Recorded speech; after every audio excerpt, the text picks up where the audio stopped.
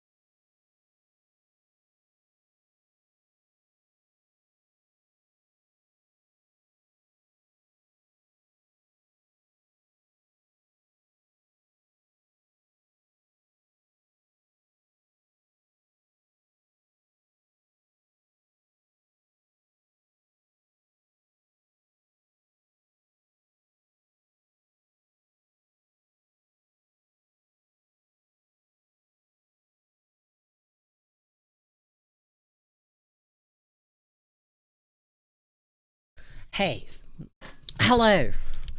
Good news, I'm back. Bad news, I'm still coughing. So I still have a bit of a cough. That is the bad news. So I am still partially dying.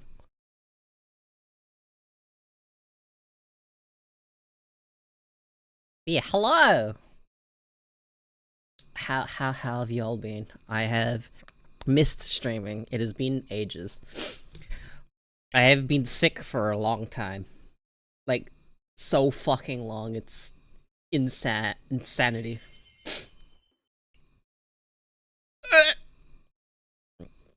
You're taking it 12 months to beat up.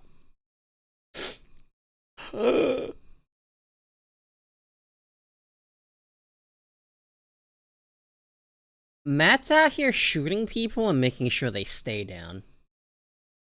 Fucking hell, dude, 1 year such a long time. I say that, but you know what? Started streaming like 5 years ago. It's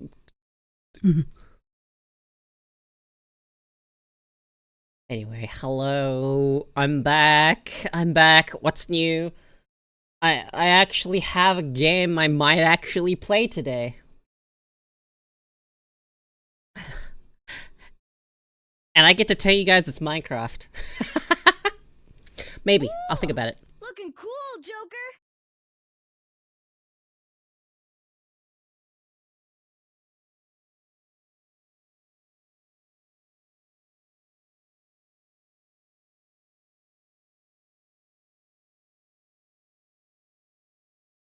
Just a moment. You might hear me.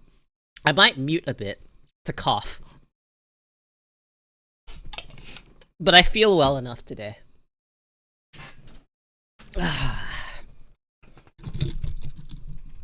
Oh yeah, I added stuff to my microphone arm. Hang on, if I shake my microphone arm. Can you hear that?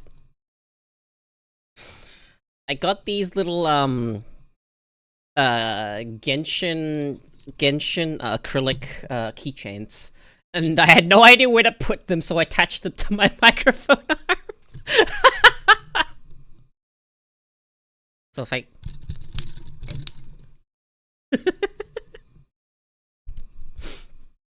they're cute. They're really cute. I've got a what's it called? A Farina and I think it's Ganyu? No, I don't remember what the name of this one is.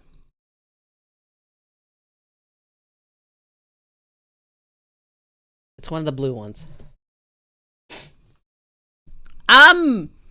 I didn't. It does not have goat horns. It's not Ganyu. It's someone else. No, I'm still sick. I'm just well enough to stream.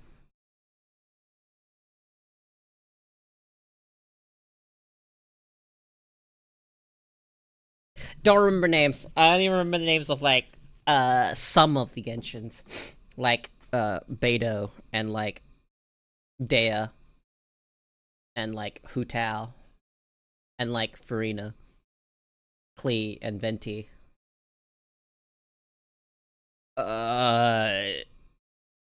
Struggling. I had to struggling to remember any other names. Ganyu, obviously, I remember Ganyu. Mona. Thinking, what's her name? Amber. Off the top of my head, what's the name of the wolf boy? You guys remember Wolf Boy? I think he was lightning. Razor, that's the one. Okay, so question: who's played Wuthering Waves? I tried it and I wasn't really that wowed by it. But that, to be fair, I didn't really like Genshin either. But I did play more of Genshin. I actually kind of liked Genshin, but I don't know. Didn't really have anyone to play with. And I was kind of content with the characters I rolled, and I was just like, yep, thumbs up. The combat was... Can I say I just like the way Genshin's combat, like, elements mix with each other works? Like, I actually really enjoyed it. I really enjoyed using wind and fire together. And that was my team. Wind and fire. That's it.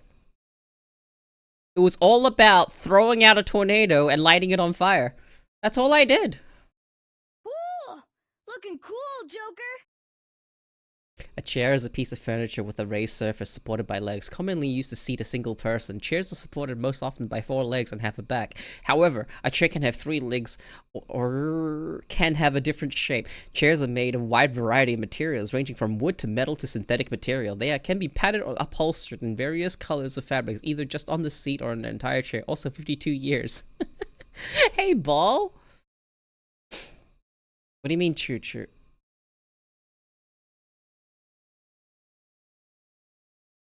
We had a hype train? I didn't even notice.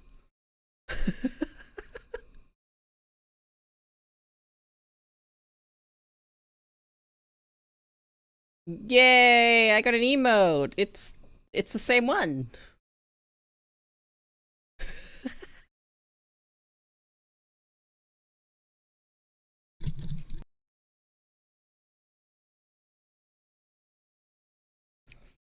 Yeah.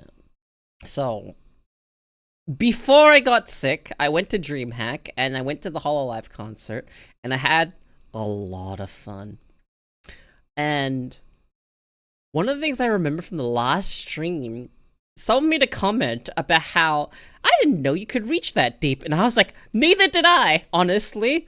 I think that was the beginning signs of me being really sick. And yeah, I've been coughing for about a month now. But it's not like severe, it's just kind of a little bit of nagging at in the lungs. Just a bit of, there's phlegm there. It's irritating.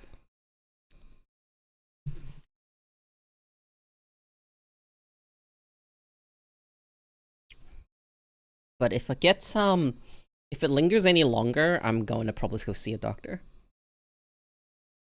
But I had a lot of fun at the Hololive concert. I waved my arms around. It was a ton of fun. I played. What did I play during my sick time? I think I played Abiotic Factor and Analia. Abiotic Factor and finished the early access. That cost my health. You did. I got so sick. I was so sick. I went through the cough so much I lost my voice. That was an experience. I sounded like a smoker. I don't think I can mimic that voice. I sounded like I had about 20 years of experience of cigarettes. Like, no. That sucks that you didn't get to go. I was gonna suggest you meeting up with us and watching it with us.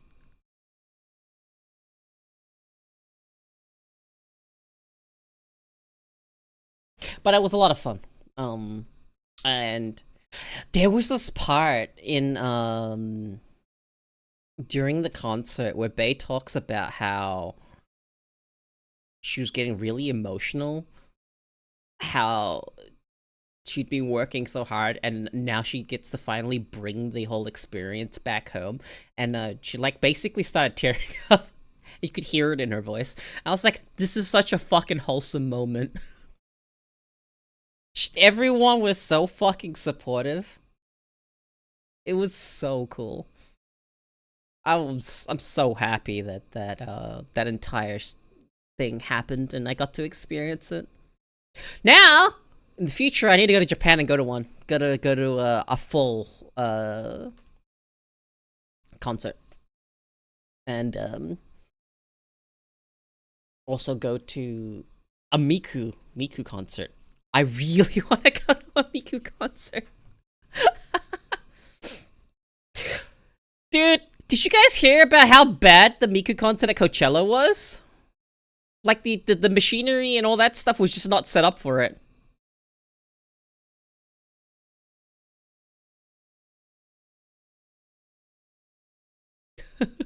Like it was apparently really bad. Yeah, apparently there was a Miku thing at Coachella that wasn't ready for Miku. Infrastructure wasn't set up.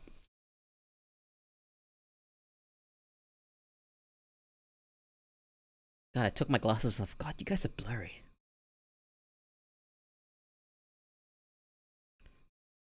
Oh, yo, Nessie's going to that. You gonna see the Bow Bows?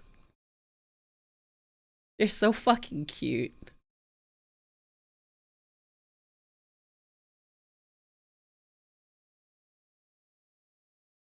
They're not working.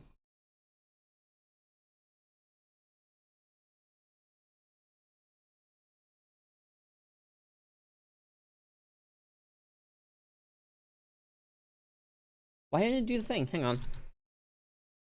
Let me check.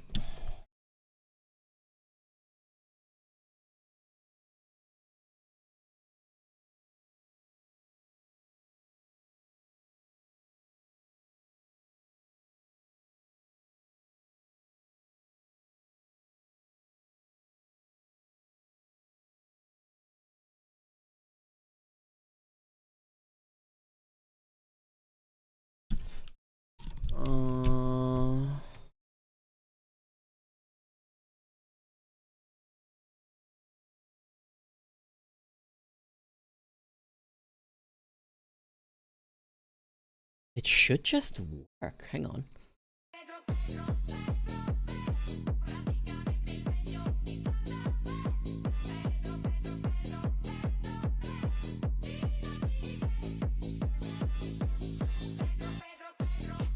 I don't know why it's not working.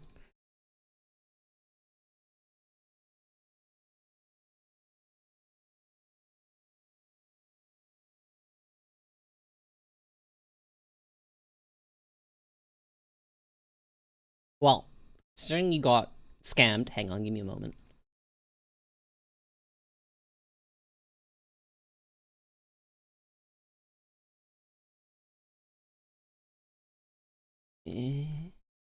True.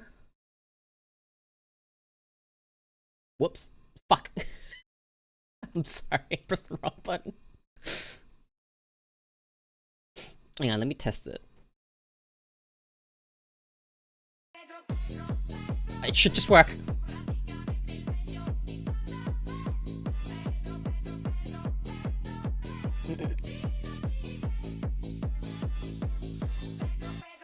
Hey, Bits! Guess who feels well enough to stream? It's me.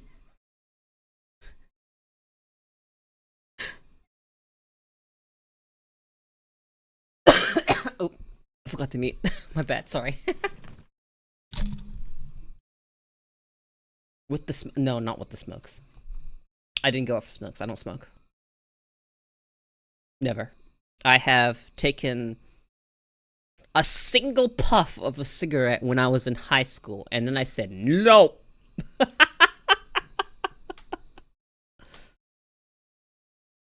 Oh yeah, no, that was a few weeks ago. I lost my voice completely.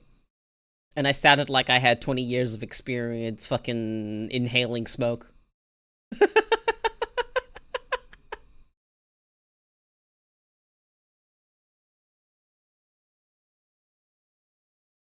Bye, Bits. Doing a lot better than me.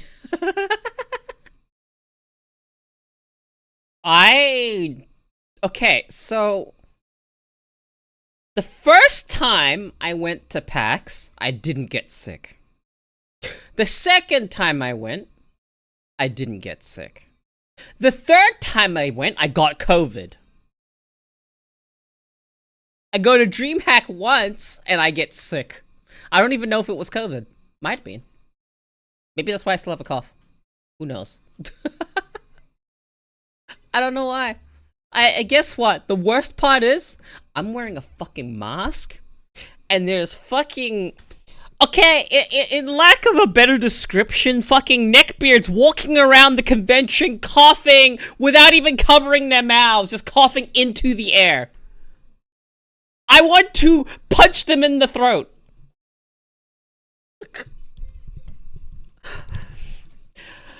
Oh, okay, it's so fucking irritating.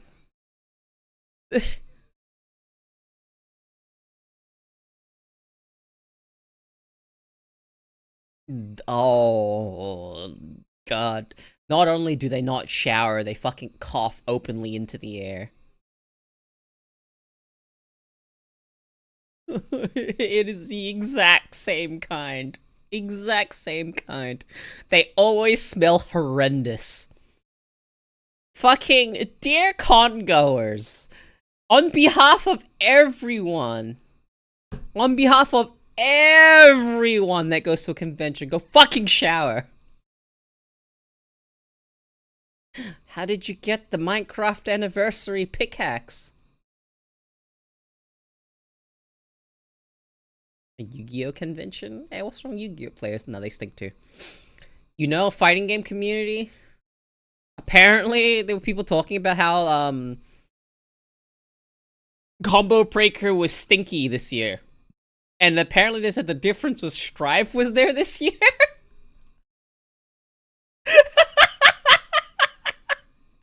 I don't know what that says about Strive players.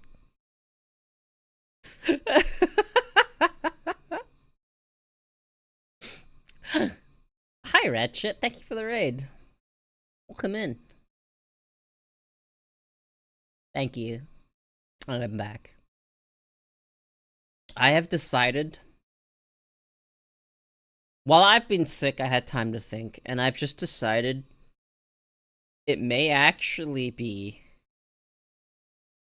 in my best interest to just stop wanting things. You know the Zen sayings with like to want is to suffer? I mean, let me actually look up the actual quote so I'm not just pulling stuff out of the air.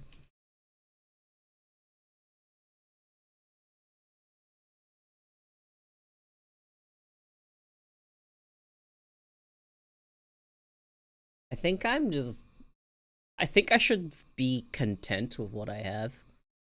And just take things as they come.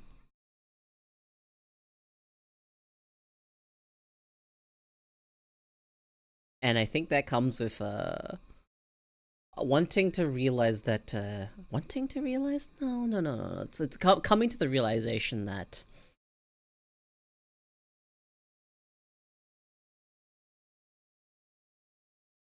am I Scottish? That's the first time I've ever gotten that. No. I live in Australia. Australia, mate. I have the weird accent. People find it hard to place where I'm from. Sad bagpipe noises? No, I get it. I love Scotland. I love Scottish people. But I am unfortunately not Scottish. If only. I'm... Okay.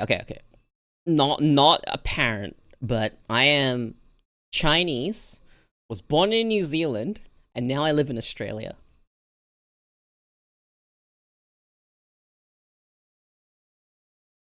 Wait, does that mean if I stream Minecraft today, you guys get to get the pickaxes next to your names? The event is still there, right? Do I have? No, wait, I haven't used the emote.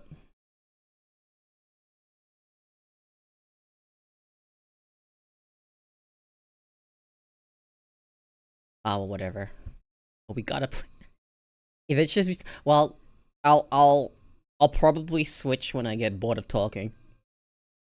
Which likelihood is I won't get bored of talking because I like talking. But as an introvert, what is strange is that whilst we like talking to our chats, this is a curated and safe space. This is a cheat code for introverts to be social without fully committing to being social. I'm not in the room with you. I'm not physically present. So, that takes away a lot of the, anxiety factor of socialization. You're also just text now.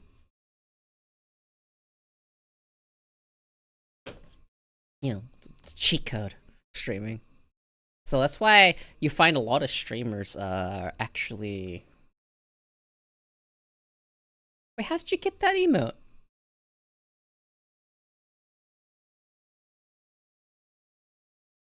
I'd be surprised if a kangaroo was this high up. I live in an apartment. Like, that's how I know they're not outside my window. I live in an apartment. I'm pretty high up. I'd be very impressed if they managed to hop this high. Very impressed.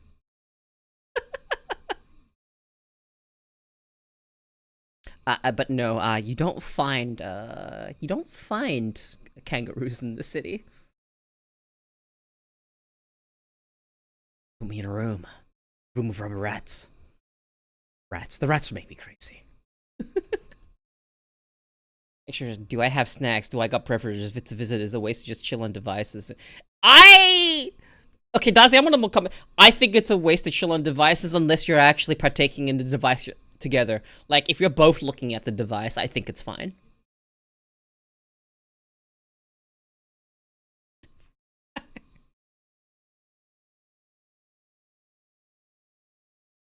You watch? I've watched Minecraft for about 5 minutes. Why don't I have it?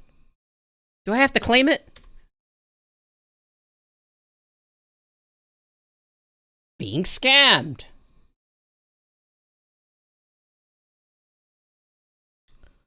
Just a moment, let's see. I got a bunch of X-Defiant. Oh, hey.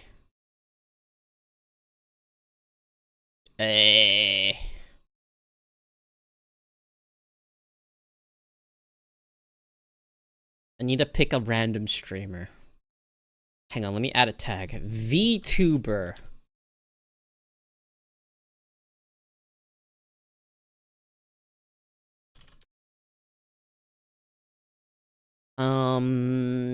Who has a cute model? Looks. You.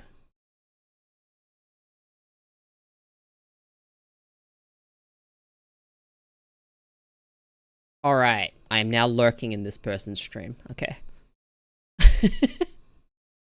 Delayed delivery, a lot of people doing the event, same with the badge. Oh.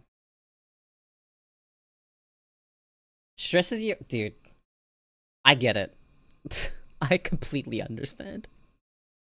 But, during Nessie's trip down here, we got to play board games. It was fun.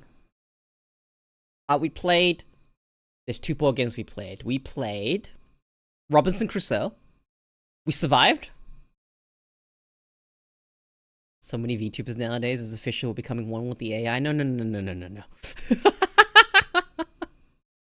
We're not becoming one with the AI. There is no AI intelligence or intelligence here to be found. You're looking at VTubers. Putting intelligence in the same sentence is... You know.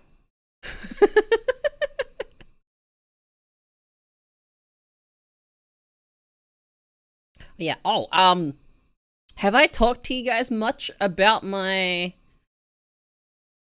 board game addictions? My obsession with board games? I fucking love board games. I want to collect them all. How about disguised intelligence? I know about disguised intelligence.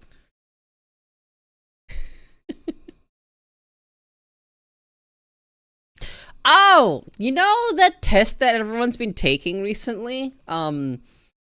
It's the website called Embrace Autism.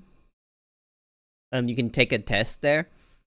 Yeah, I every time I've done a test like that, it's always been about like you might, potential, you may have autism. It's potential there's overlap. And then I took yes, artificial intelligence will never beat natural stupidity.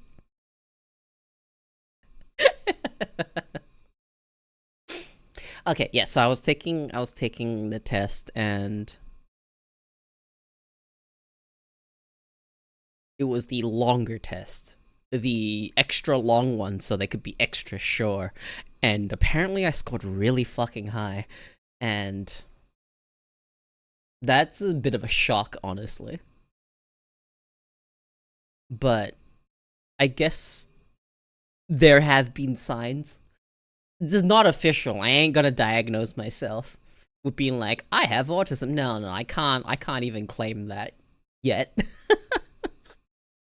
I feel like I need to get... I'm thinking that I might and should go get properly tested for it. Not entirely sure how that works other than just answer these questions. Cool! Looking cool, Joker!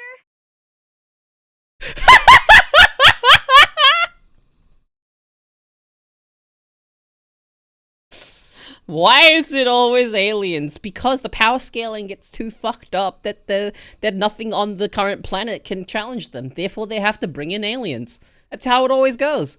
Every power fantasy manga or story you have, the moment they have conquered the planet in terms of strength and being the top, you are inbound for either an ending or aliens. 90% I work are probably on the spectrum, the other 10% aren't, because the spectrum hasn't reached far enough to get them. I don't even know if I'm on the spectrum, but I'm not going to be surprised if I am. That's what I've discovered. You do hear Bury the Light in the background. Look, right there. Bury the Light.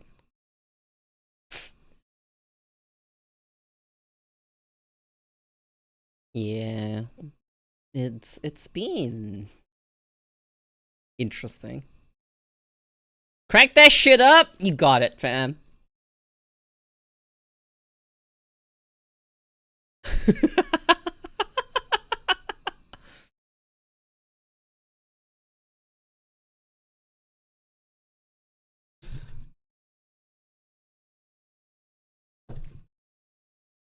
Mmm.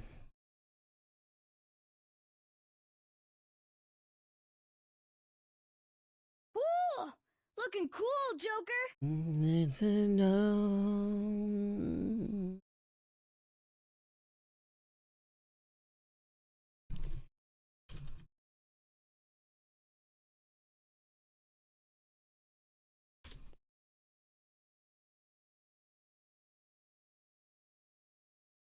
One of the people I worked with could have sworn was on the spectrum. He does a test and he's the only person not to score high enough on it. Wow!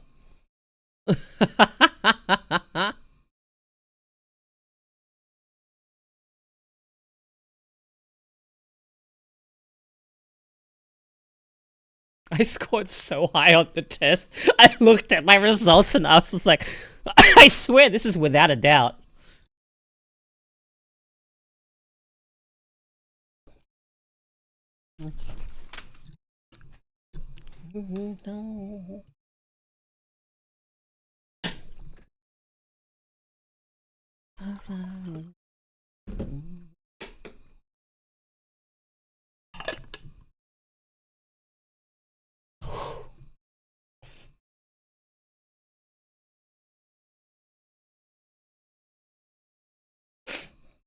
No. Hyperfiction is sourdough culturing.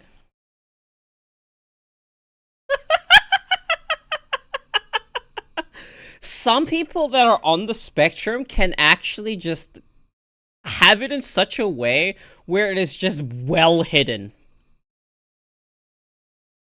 Although sourdough culturing does sound like fun.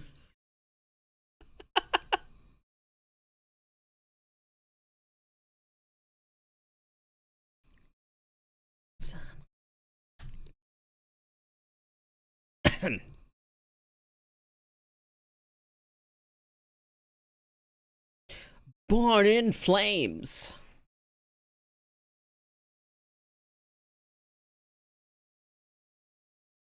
What's sourdough culturing? How do I explain sourdough culturing? I can't explain it to Bury the Light, and it's very loud in my ears. It is too loud. I can't think. I can't. It is the most inappropriate music to describe what sourdough culturing is. So usually you have a dough and you have a starter to make it into a specific type of yeast to make sourdough. It's for baking, basically. It's a type of way to culture the sourdough bacteria. I'm not well versed in this. I have very surface level knowledge on what sourdough culturing is. I don't know the specifics, but it's something to do with yeast. I'd like to hope. I might be horribly misinformed.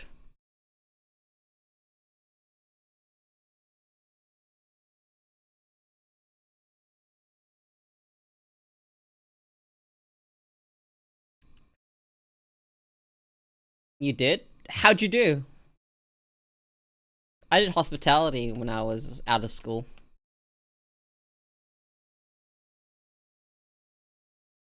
I've got a food handling certificate. I am certified to handle food. Hell yeah, dude.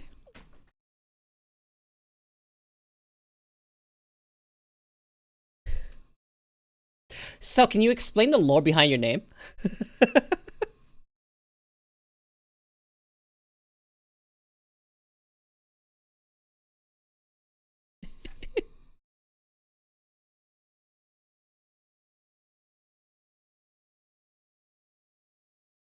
But are you actually, though? Filian, but better. What does that mean?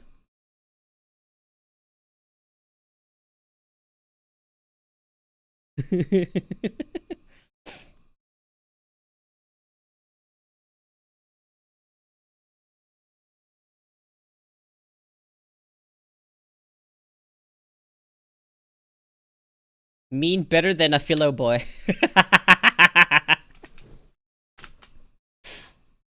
I like Filian. Taller, stronger. I wrestled for 3 years. Mentally, I ain't, but physically, I am. So you're physically better. A physically better Filian.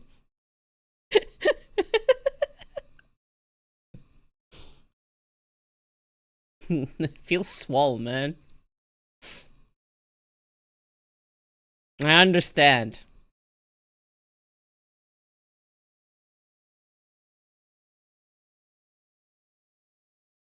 Yeah, hell yeah, dude. Get those gains.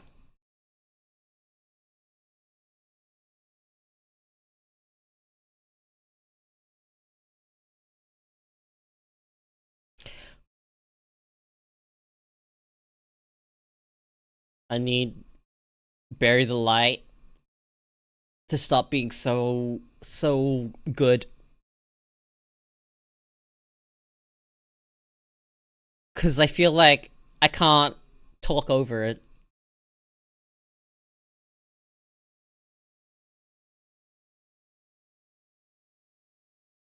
I love Berry Delight!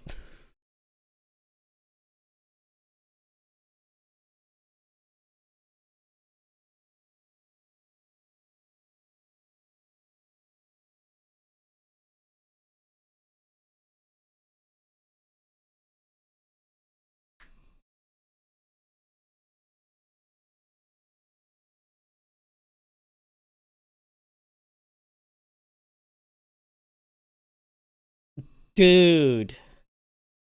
Bury the Light has almost 1 million monthly listeners on Spotify. Hell yeah, man.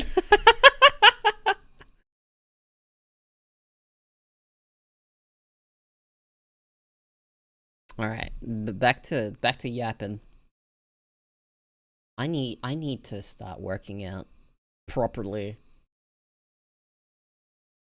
I sure do. I'm alive. I've been alive, but not good enough to stream. But I am well enough to stream again.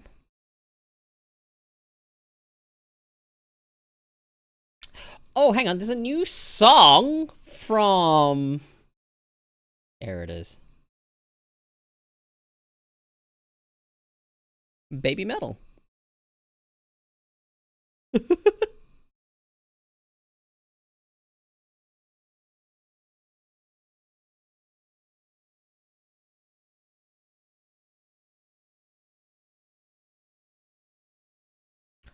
Ra-ta-ta-ta-ta-ta!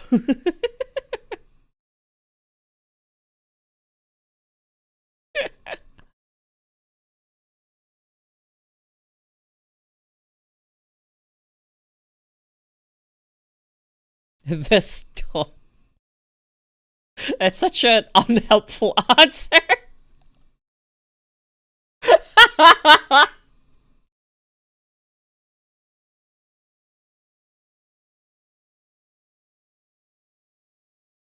What the fuck is a Nabisco brand?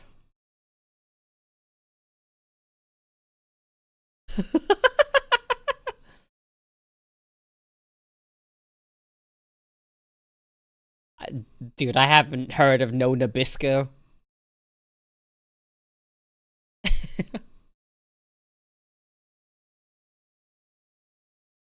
Where's everyone from? What's my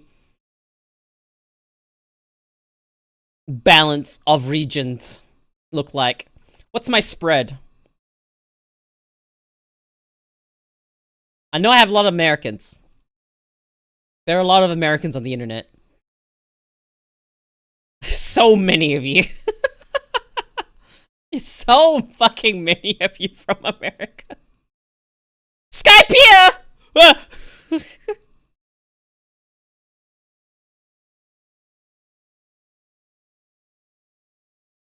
Rage. You know, where you live may as well be Skype here to the Americans. Let's be real.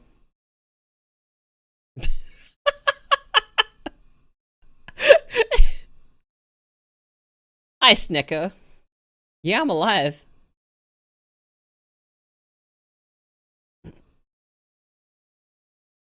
Your house? Yeah, nice.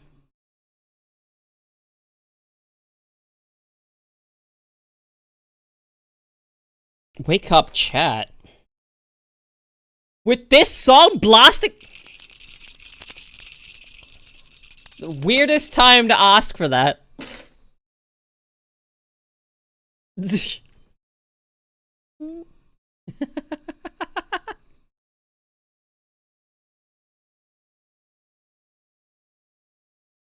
I thought you kicked it?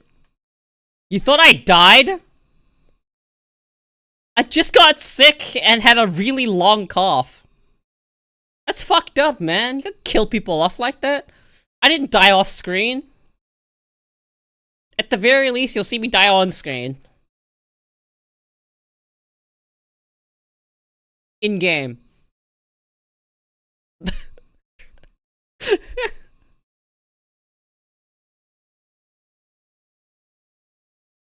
Yeah, full attention.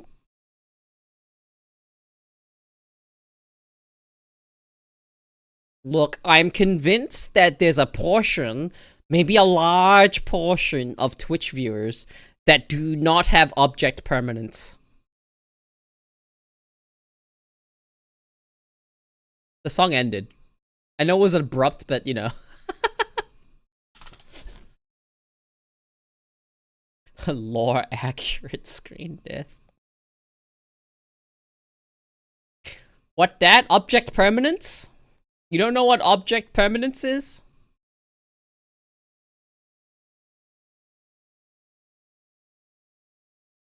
It means that if it's no longer in front of you, they cease to exist. Yeah, that's right, my brain never developed past the first month. No, I'm fucking serious when I say that there's a large portion of Twitch chatters that just think that the moment the streamer's gone, they've gone to sleep and that's it. They immediately sleep. They don't have a life outside of stream.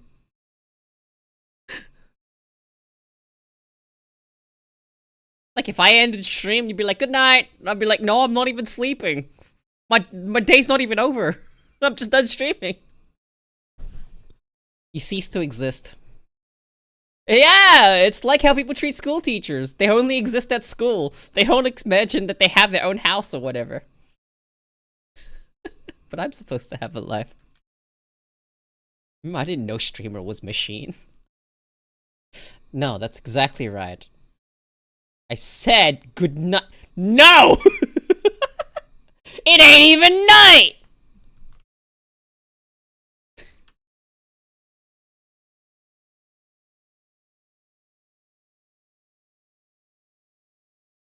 So. What was it? What was I saying? What was I? It is currently 2:47 p.m. The sun is out. Hang on, look out the window. Yep, the sun is out. It's morning for me, but the sun ain't up.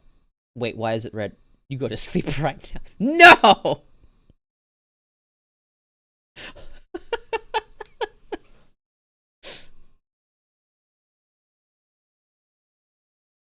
Fucking I refuse. Kotowaru.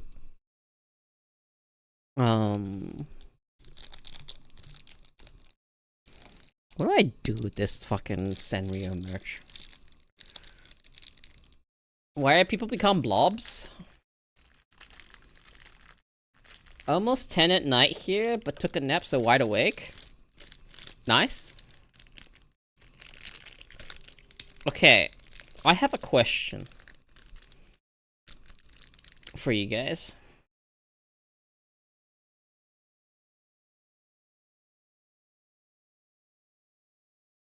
Do I have any hardcore survival game enjoyers in my chat? Hey, Euland.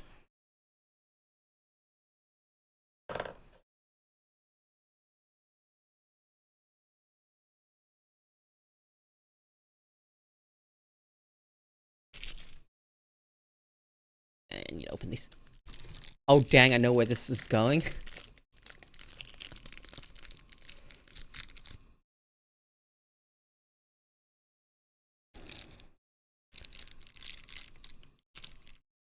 No, don't like survival. Survival enjoyer check?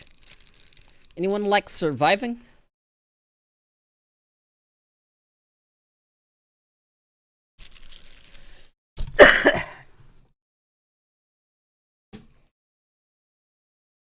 I like them, but keeping up with friends on a dedicated server is hard. You know what? Screw 'em! Play without your friends! Play alone! That's the true survival experience! Screw 'em! Hello! Not hardcore, but I do enjoy survival games on occasion. I do that IRL. My ass is not a survivor. I'm keeling over day one. Thank you! I am well now.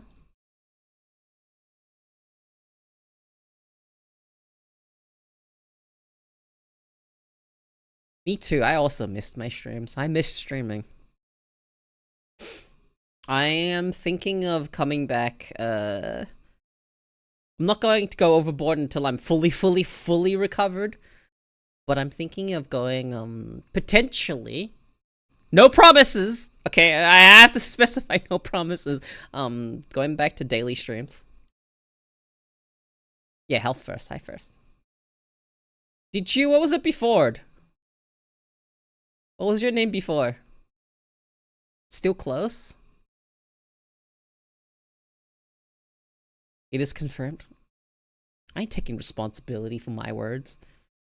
Kinda in it? Oh! Fair enough.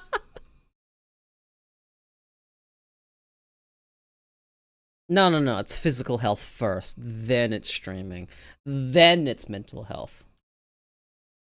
My mental health is abysmal. That's why I stream. Get healthy, you fuck. Get healthy now.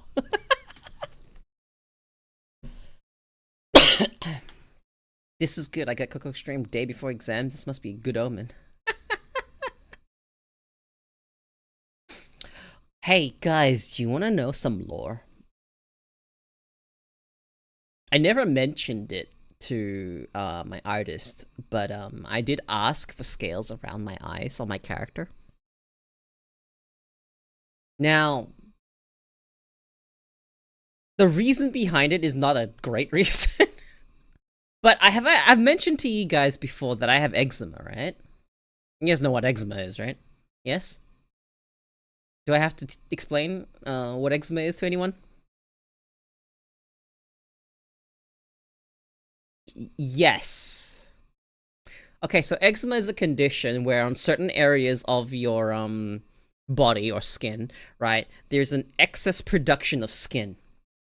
And it gets dry and flaky. Sort of like scales. I have it specifically on my eyes. So IRL I kinda have scales. They don't look nice though. I have flare-ups, but usually they're pretty tame and they're usually like receded, but sometimes it flares up and like it gets really bad and then it gets red and irritated because it does get itchy. But yeah, usually it's just dry skin. It's just dry skin. Excess production of skin. Yeah, just a tiny amount. Most commonly, people have eczema around their knees, the back of the knees, elbows, you know, the opposite side of the elbows. But mine are fucking around the eyes. Damn, you got a model? Alright, show. I want to see. Let me look. Let me observe. Not Spency? It's your profile pic. Let me see.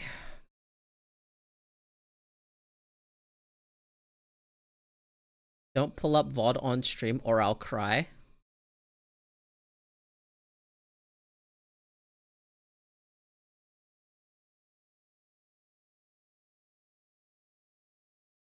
I got an ad looking through your VOD.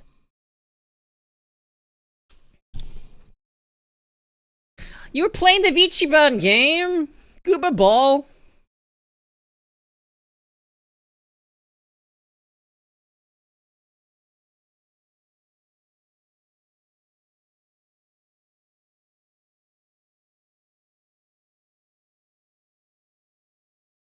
Play my VOD, the one where I got 99 agi. Send me the link and timestamp.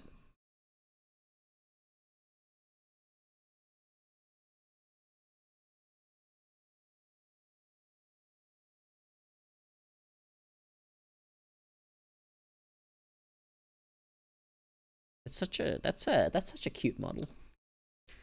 Is that based on one of the bases? I feel like I've seen that particular style before. I remember. Alright, I'm waiting. I'm waiting for the link. I'm waiting for the link to show off your 99 agi. Come on. Ah, yeah, it is the one I saw on booth. Yeah. Hey, thank you for the follow, dude.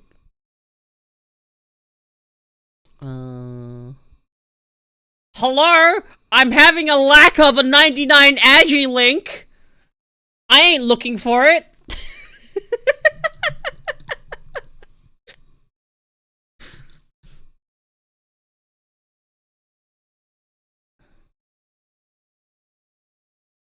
The VOD is like 6 hours? Didn't you hit 99 agi towards the fucking end? Like, and?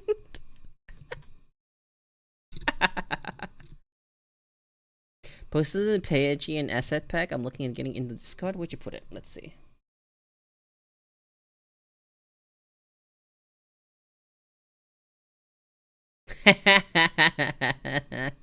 That's cute.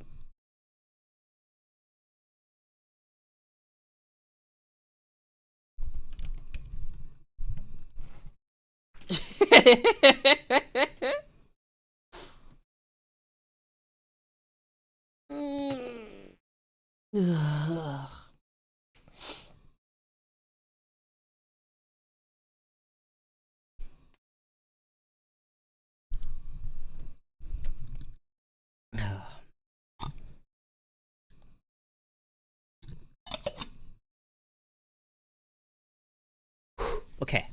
Yeah, hi. I had a moment where I had to drink water and potentially cough. Cat. Hello? Yes? You just gonna meow at me? And then stretch and then walk. Okay.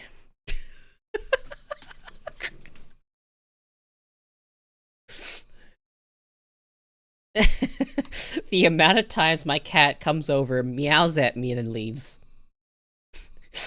Typical cat.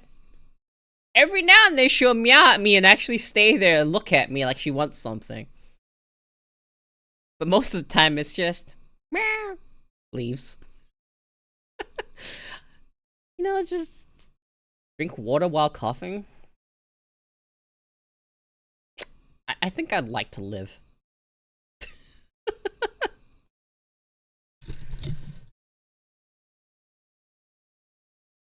Oh, don't just sit there, go get him. She's gotten comfortable somewhere else. I ain't gonna bother her. Besides, I'm busy, I'm streaming. It's me time.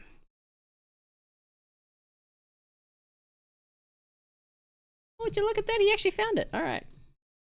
Let me put it on.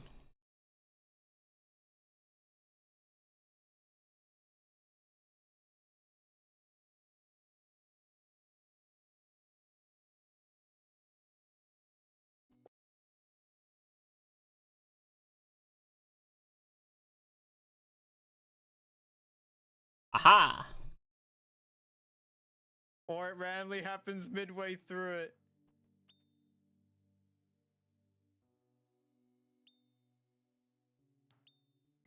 Ah!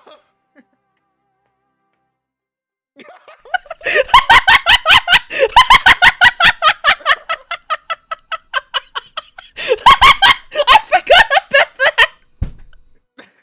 Congratulations, you are now a master of agility. Why not visit Captain Agility? Congratulations.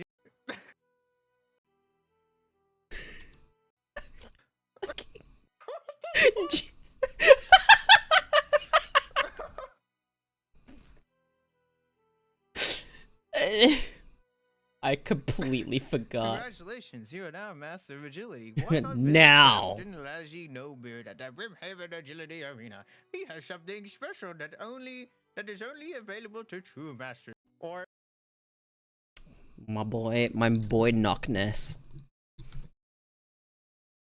Oh my god, look! That guy's got 99 agility! He gets no bitches.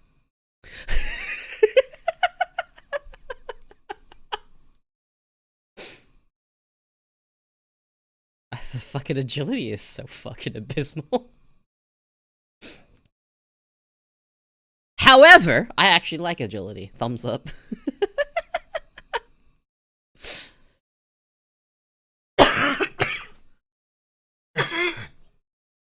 Oh, sorry, I didn't mute.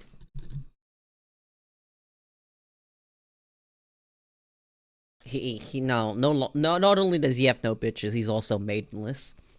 Very unlucky. It's an affliction. One day he shall be cured. Maybe not, though. Maybe he's unlucky.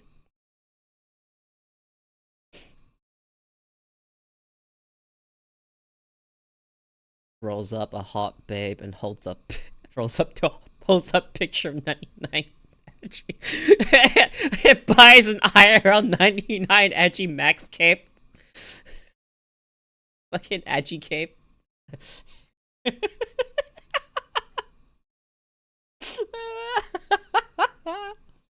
I collect marks of grace.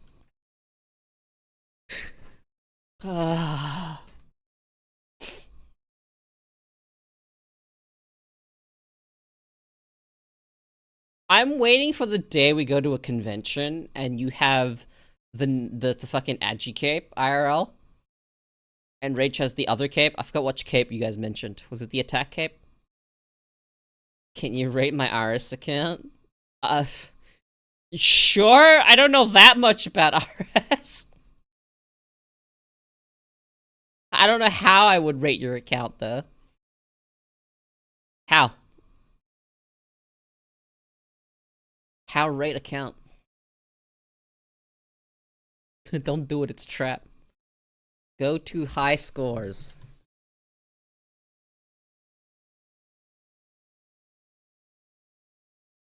Okay.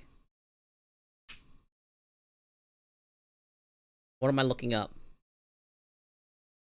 Search by username. What's the username?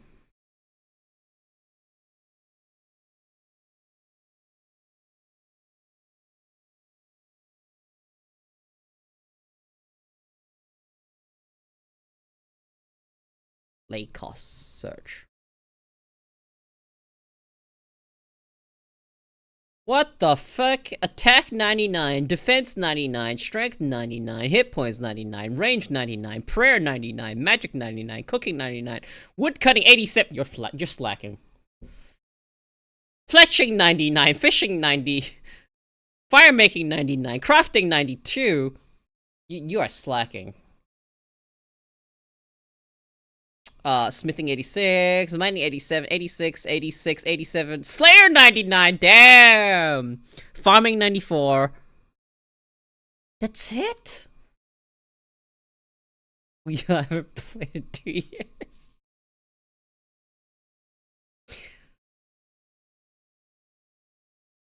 Come on. Get that 199.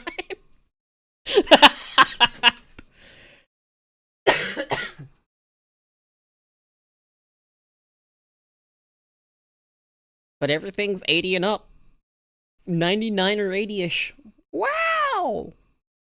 Hang on. Just so I can...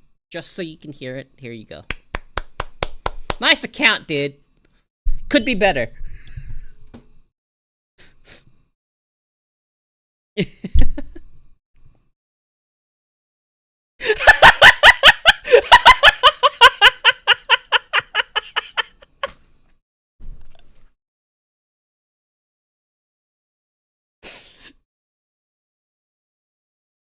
What a timing for an ad.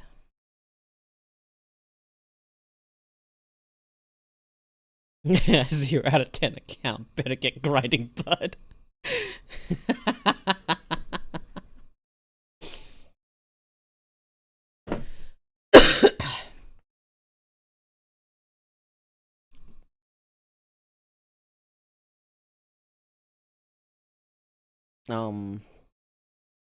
You know how you stop ads? Simply subscribe.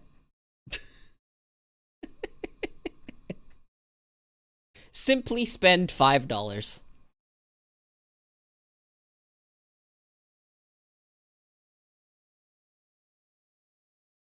This is the cutest little setup I got from fucking real life actual gacha machine. Real gacha.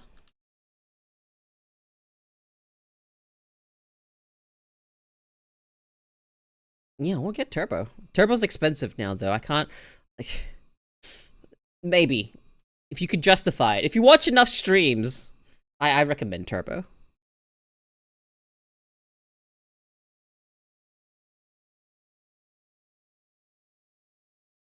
Cool! Looking cool, Joker!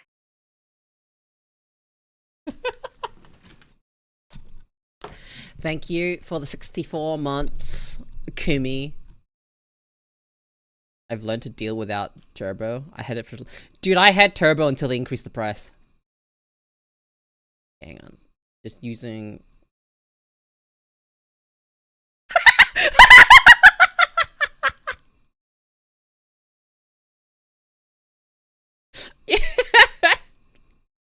It's the funniest thing I've read today.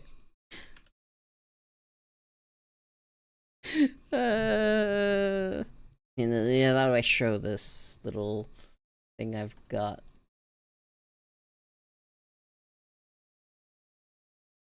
Guys!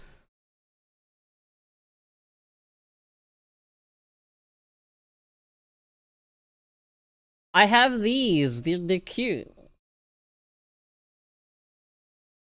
I didn't get the Kuromi that was in the gacha machine, but I got my melody.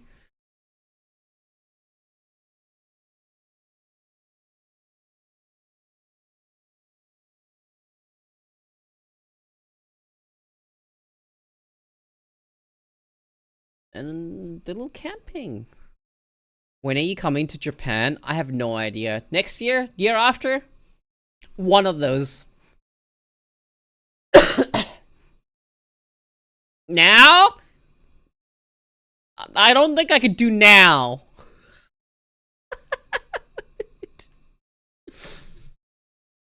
My Melody, the best character?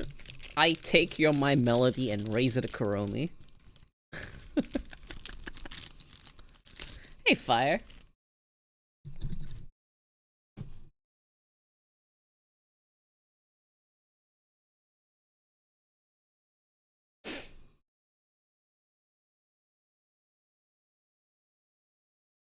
I love Sanria. But I am a Kuromi enjoyer.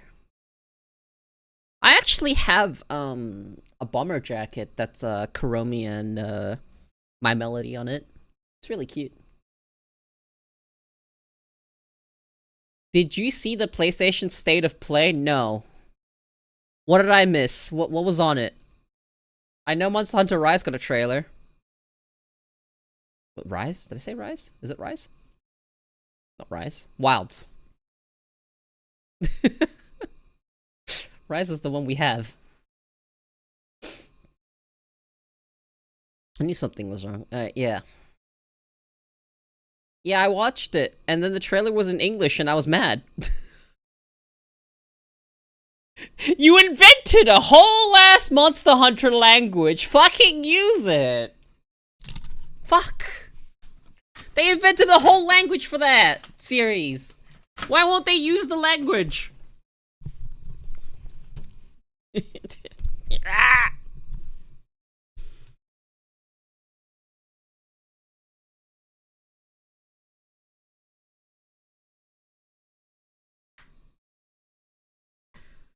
PoE 2 have catch co-op and it's finally crossplay. What? What? Couch co-op? Nothing pissed me off than longsword user saying to a monster, "Hope you have insurance." What?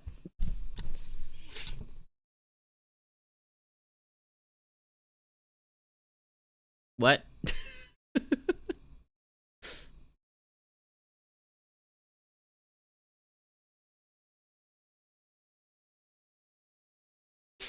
Huh.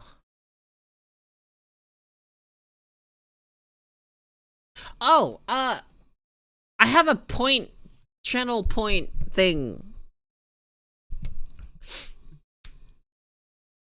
You turned off character dialogue? I switch everything back to the original Monster Hunter language. I...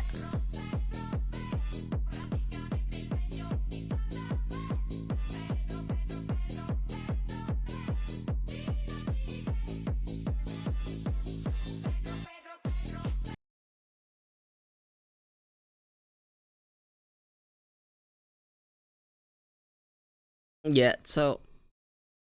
Yeah, that's a pretty big evidence of how easily I am. You can break my train of thought. What was I saying?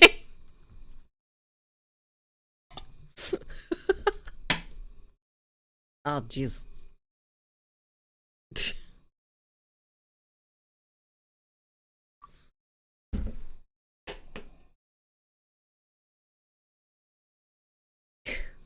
Fucking...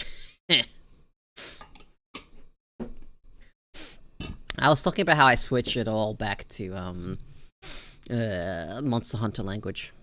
All right, new point redeems! Thank you, fucking got distracted. There was a point redeem that I was going to get that was, stealing from someone else's channel. It's, the first redeem. Once a day, only one person can claim it per stream. And it just says first. That's it. Hey, hey! And everyone's allowed to say hey at least once, so, you know. Hi.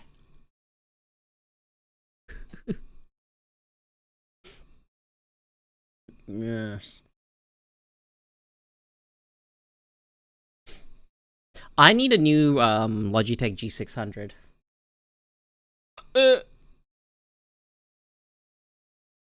What's the cost of this first? Fucking 1 point. You just get to, I don't know, bragging rights, I suppose.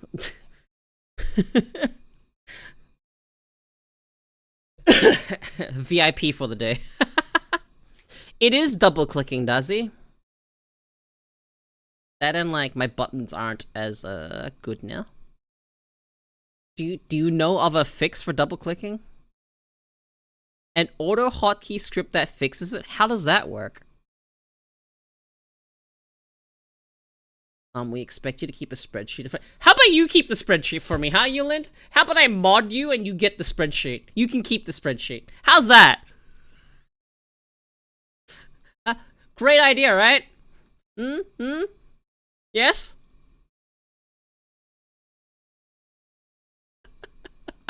Slash unmod. It invalidates second click within a time frame. I use 50 ms.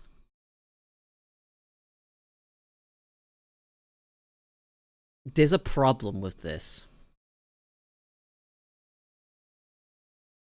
Will any games flag the auto hotkey? That's the major problem.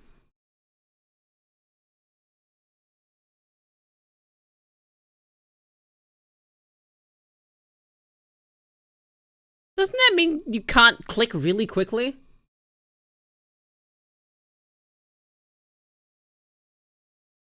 Although the double clicking that it does is like extremely quick. I ain't playing RS with fucking auto hotkey on.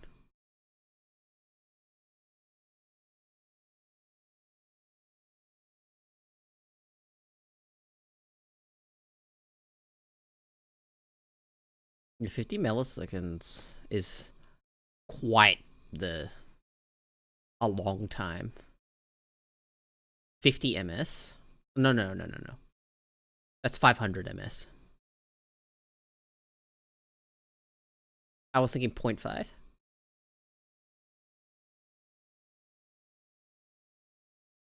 This is 0.05.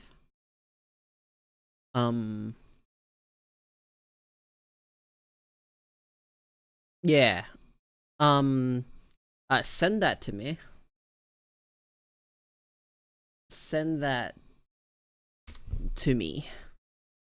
I will make use of it. Probably.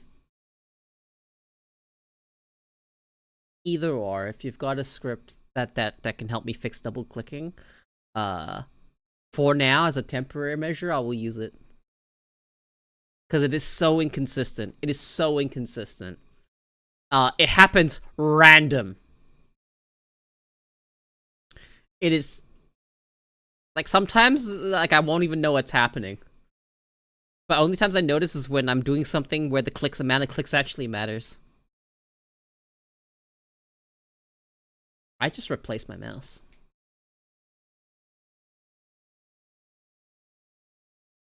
Button and okay. I'll set that up after stream. And I won't remember.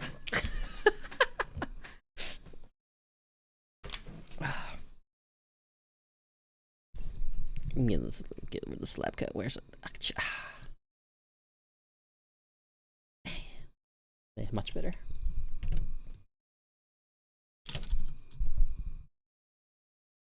Yeah, the second click isn't. So do you have the same mouse as me? You have the G600 as well?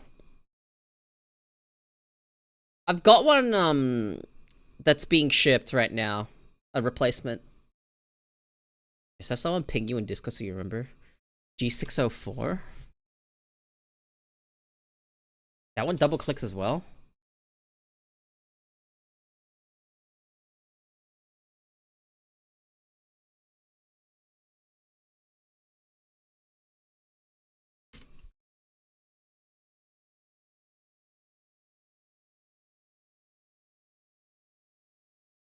If it was easy for me to replace the fucking switch in there, I would do it.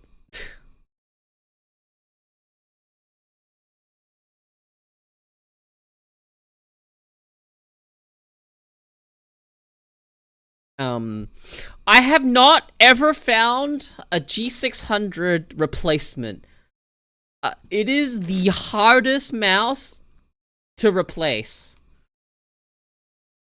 I don't know how to replace it. It has the weight I like. It's kind of heavy for a mouse. It's got the layout of buttons on my thumb. 12 buttons that my thumb has access to, which is how I do all of these toggles. Literally on my hand. All of these. I do this with my hand.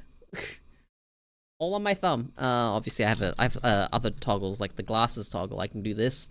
This is all on my thumb as well. Although half the time my hand's not even on the mouse. You know, all my toggles. They're all on my thumb. But most of the time, I don't even have my hand on my mouse. I'm just moving my hands around while I talk. So. But this is where all my toggles are.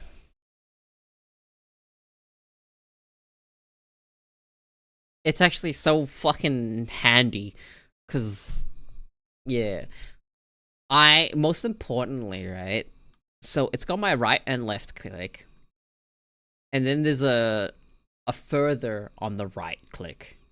I have 2 right clicks. I have the normal right click, and then I have one that I use to push to mute on Discord. I won't be able to live without that. I'm so used to it being on the fucking my ring finger. I press it all the fucking time. This G600, no one has created a mouse that has the exact same layout and the same amount of buttons. It is so irritating. They made a mouse that no one else produces. And then they discontinued it.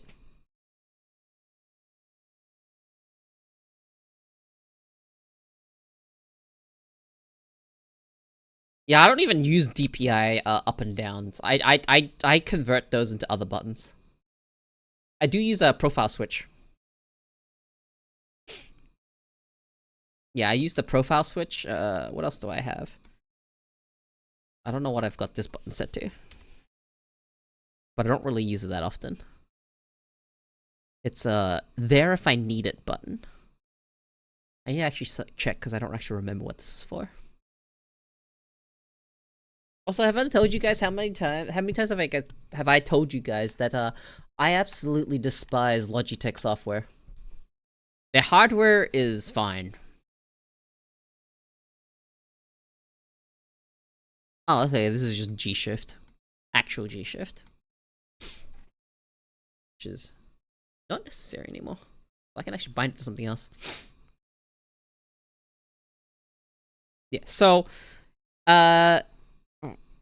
all of the buttons on my mouse, the 12 buttons, the 12 thumb buttons, I have it bound to fucking F13 to F23. F24, sorry.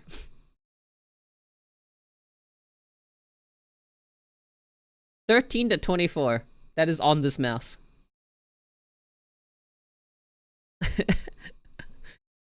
You know, the function keys that no one uses. I was kind of sad that there weren't more. Yeah, 12 keys. I have 13 all the way to 24. MOBA player detected? I don't play MOBAs. What do you mean? Also, when I play MOBAs, I use the keyboard to press my abilities.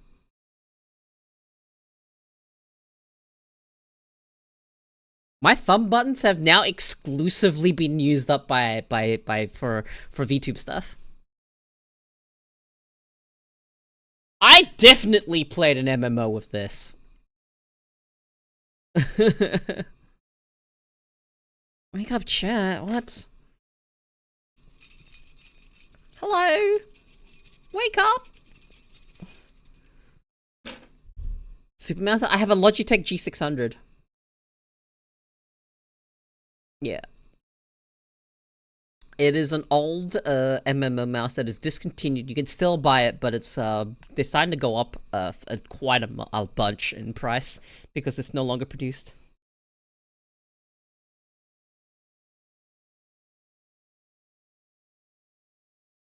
Yeah.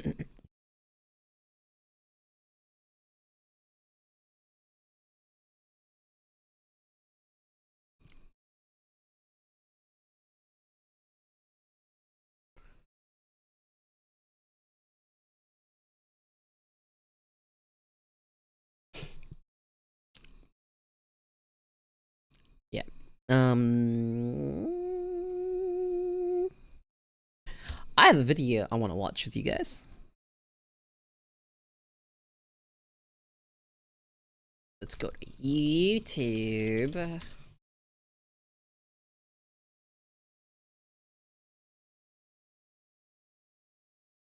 It was a survivalist guy answering questions from Twitter. I'm Donnie Dust. Stop playing automatically. No, I'm not. I'm not.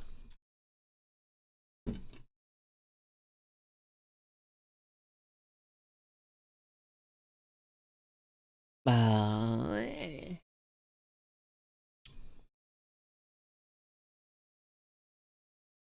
Donnie Dust, survivalist and primitive skills expert. I'm here today to answer your questions from the internet. This is Survivalist Support. Donnie Dust! Question number 1. This guy's really cool. Pooh Bear. Why do survivalists say to drink your urine if lost in the wild? No thanks. You're absolutely right. No thanks. Do not drink your urine. It is a waste output. It is the waste from your body. The last thing you want to do is drink your urine. It is a bad idea to do. Next question is from A Survivalists. How do you navigate without a compass or GPS? There are a number of ways that you can apply some natural navigation. Anytime we see a crescent moon, just like the Look at that tattoo beard. on my hand is a crescent. When you're in the northern hemisphere and you see a crescent moon in the sky, if you follow tip to tip all the way down to the horizon, that is a cardinal direction of south. When you see puddles, puddles will typically dry from a southern edge to a northern edge because the sun moves through the sky. Note how he says typically, because there are exceptions. Mountain edges. Well, snow likes to be protected. Typically, snow will last longer on a northern side compared to a southern side. We've all heard the saying about moss only grows on the north side of a tree. Well, moss will grow 360 degrees around a tree, but dry moss will typically die out first compared to a wet moss. And the dry moss is drier because it's getting hit by the sun.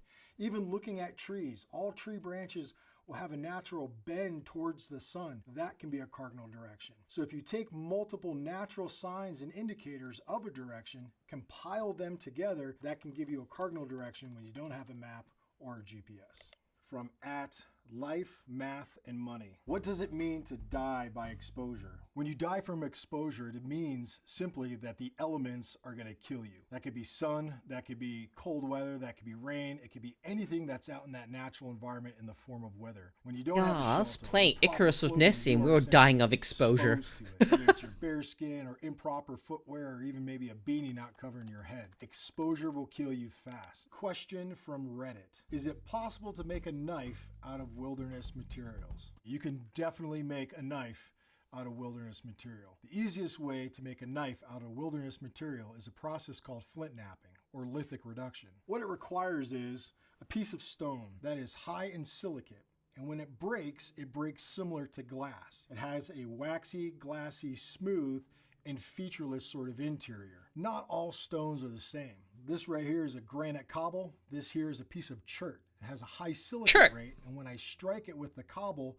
it's going to create essentially a razor blade flake that I can use to process all manner of game, cut fibers, cut notches in fireboards. I'm going to support my stone underneath, a few little taps, and that right there is your knife. This edge is razor sharp. It can cut just about anything. So even cutting a piece of bark tan leather, it's razor sharp. When you hear it, it's got a little ting. The reason why this works so well is that it breaks in a conchoidal fracture. So if you ever shot in a BB at a windshield, it creates a perfect 90-degree cone. And with every strike, I can impact and more importantly, create the blade that I want. If I hit it harder, I get a bigger flake. If I hit it softer, I get a smaller flake. I can then take this small flake, turn it into a projectile point to hunt game. I can take this bigger flake and turn it into a stone knife that I can use for any number of tasks when I'm out in the bush. Next question, Sherry C. How does one keep good Survivalists are actually, as a survivalist? Or I find them primitive really sport? interesting. What I do when I'm out in the bush is I use Like, their hobby isn't going to fucking play games or play anything, right? Their hobby is going out in the middle of the woods and camping with fuck all. Peel the bark. Don't throw away this bark because this can also be used as aspirin in case you get a headache or you're not feeling so hot. Peel the bark off like a banana, pop it in your mouth, and you chew it with your molars. You're twisting, you're rotating, and ultimately you'll create a little paintbrush of fibers. Take those fibers, start scrubbing your teeth. I never bring a toothbrush with me when I know I have willow. Never had a cavity. This question is from Like, On the Gorge. Can you start a that's campfire with crazy. matches or a lighter? How do you do it? One of the more scientific, or what I like to call high-tech ways, is something called a ferrocerium rod. A ferrocerium rod is a synthetic-made rod. It's man-made. You can't find it naturally in the environment. They can reach an excess of around 5,500 degrees. And most fires, like a tinder bundle or even a small little ember, is between 600 and 800 degrees. Another option is through friction. That's my personal favorite. You can use something like a bow drill or a hand drill, and that is where you are using the friction between two different types of wood. Using a bow to, like, start a fire is actually really hard. From one of the spindles to create a small little ember that you drop into a tinder bundle, blow it into flame, and you got a fire. So I'm going to use this rock as a little platform, and I have some juniper bark let me use as a tinder, and I'm going to rub it between my hands. This is a fibrous bark. What I want to do is I want to create a little bird's nest. I want to try and open these fibers up as much as possible to give them a little bit more surface area. So I wash it over my rock. You can kind of see the bark just gently breaking up. I'm going to put that right on top of my rock like this. Feel that dust, breathe it in. And the striker. On my striker I have a little lip, and it's going to allow me to throw sparks into my tinder bundle. I'm going to take my ferro rod, use the bow drill, yeah, bundle, and I'm going to create my fire. Let it eat the fuel, let it eat the tinder.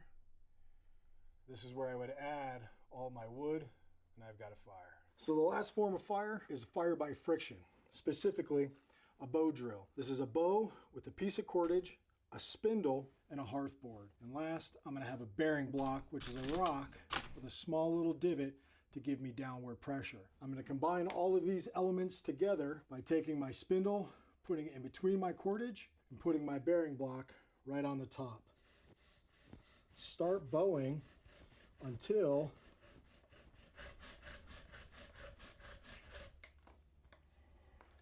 I get enough heat, rotation, and black dust to create a small ember. Take this coal, drop it in your tinder bundle, blow it into flame, and you've got a fire. This is from Ray Klein. You know, beaver fever is a real thing. My dad. Beaver fever is definitely a real thing. But beaver fever is kind of a slang term or kind of a code term for you getting infected by some sort of waterborne pathogen. Giardia, cryptosporidium, and even hepatitis can be found in some sort of natural waters. This is from Joe Patrick 85. What a name, Joe Patrick 85. If you do find yourself being attacked, the best thing to do is curl up in a ball, protect the back of your head and your neck, because that is the kill spot for a grizzly bear. That's where it's going to try and take out its prey by snapping that neck, suffocating it, just doing all sorts of damage to whatever portion of your body is exposed. However, it's more about the prevention of a grizzly bear attacking. Understand what's going on in that natural environment. Is it a calving season? Are the fish running? Is it the time right before these bears are getting ready to den up and they're very hungry and they're kind of aggressive? Understand that environment. You know, the bear attack thing reminds me of something I remember reading a story about some guy was talking about being in the woods and whatnot, and they were talking about this saying old hunters and stuff used to say, is that if the woods go quiet, if the woods go absolutely quiet, run for your life.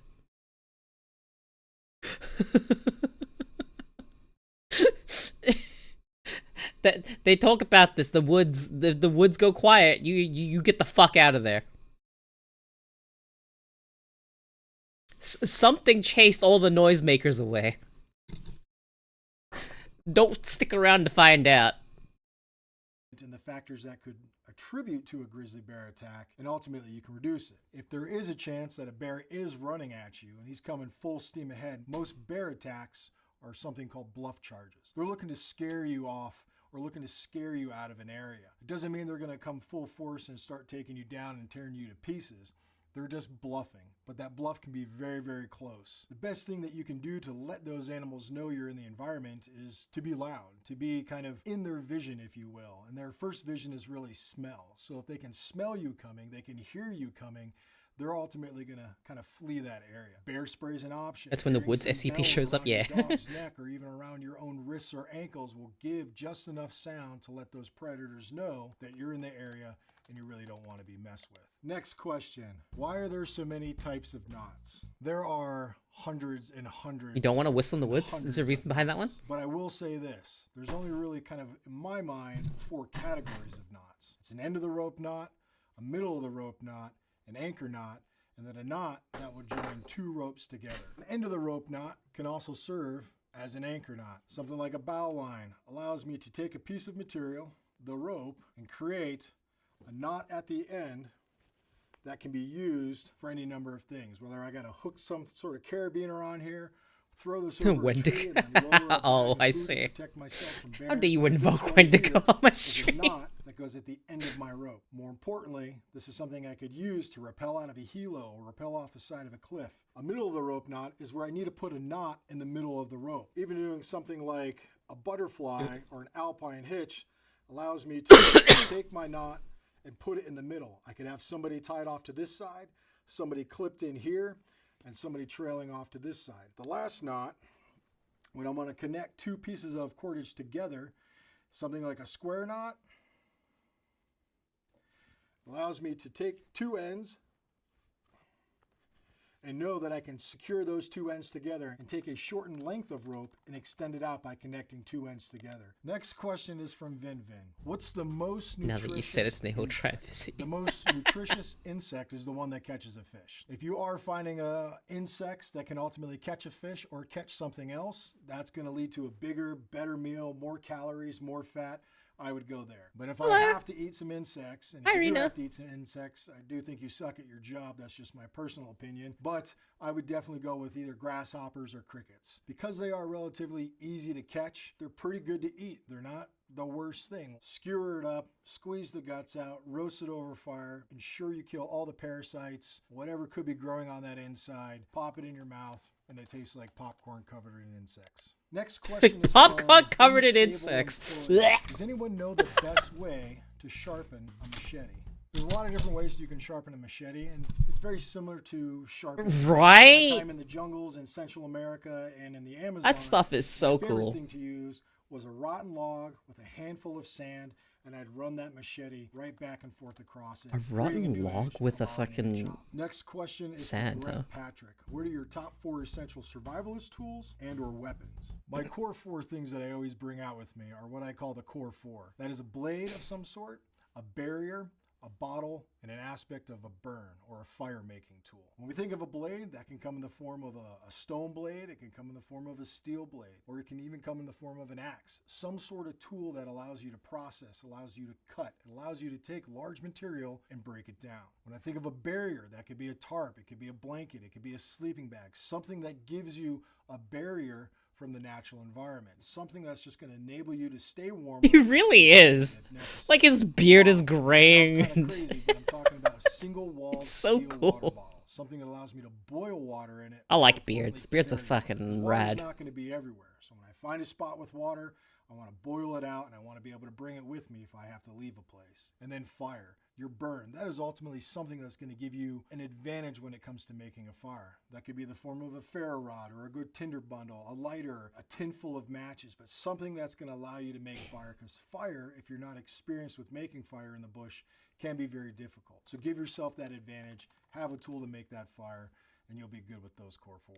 This is from Question Answers. Is the water in a wilderness lake drinkable or not? Yes, all water in lakes, streams, rivers, and ponds are drinkable. However, you need to purify that water. And I'm not talking about filtering. There's a difference between filtering water and purifying water. When you filter water, you're going to remove the particulates, the grasses, the leaves, a little bit of dirt and debris.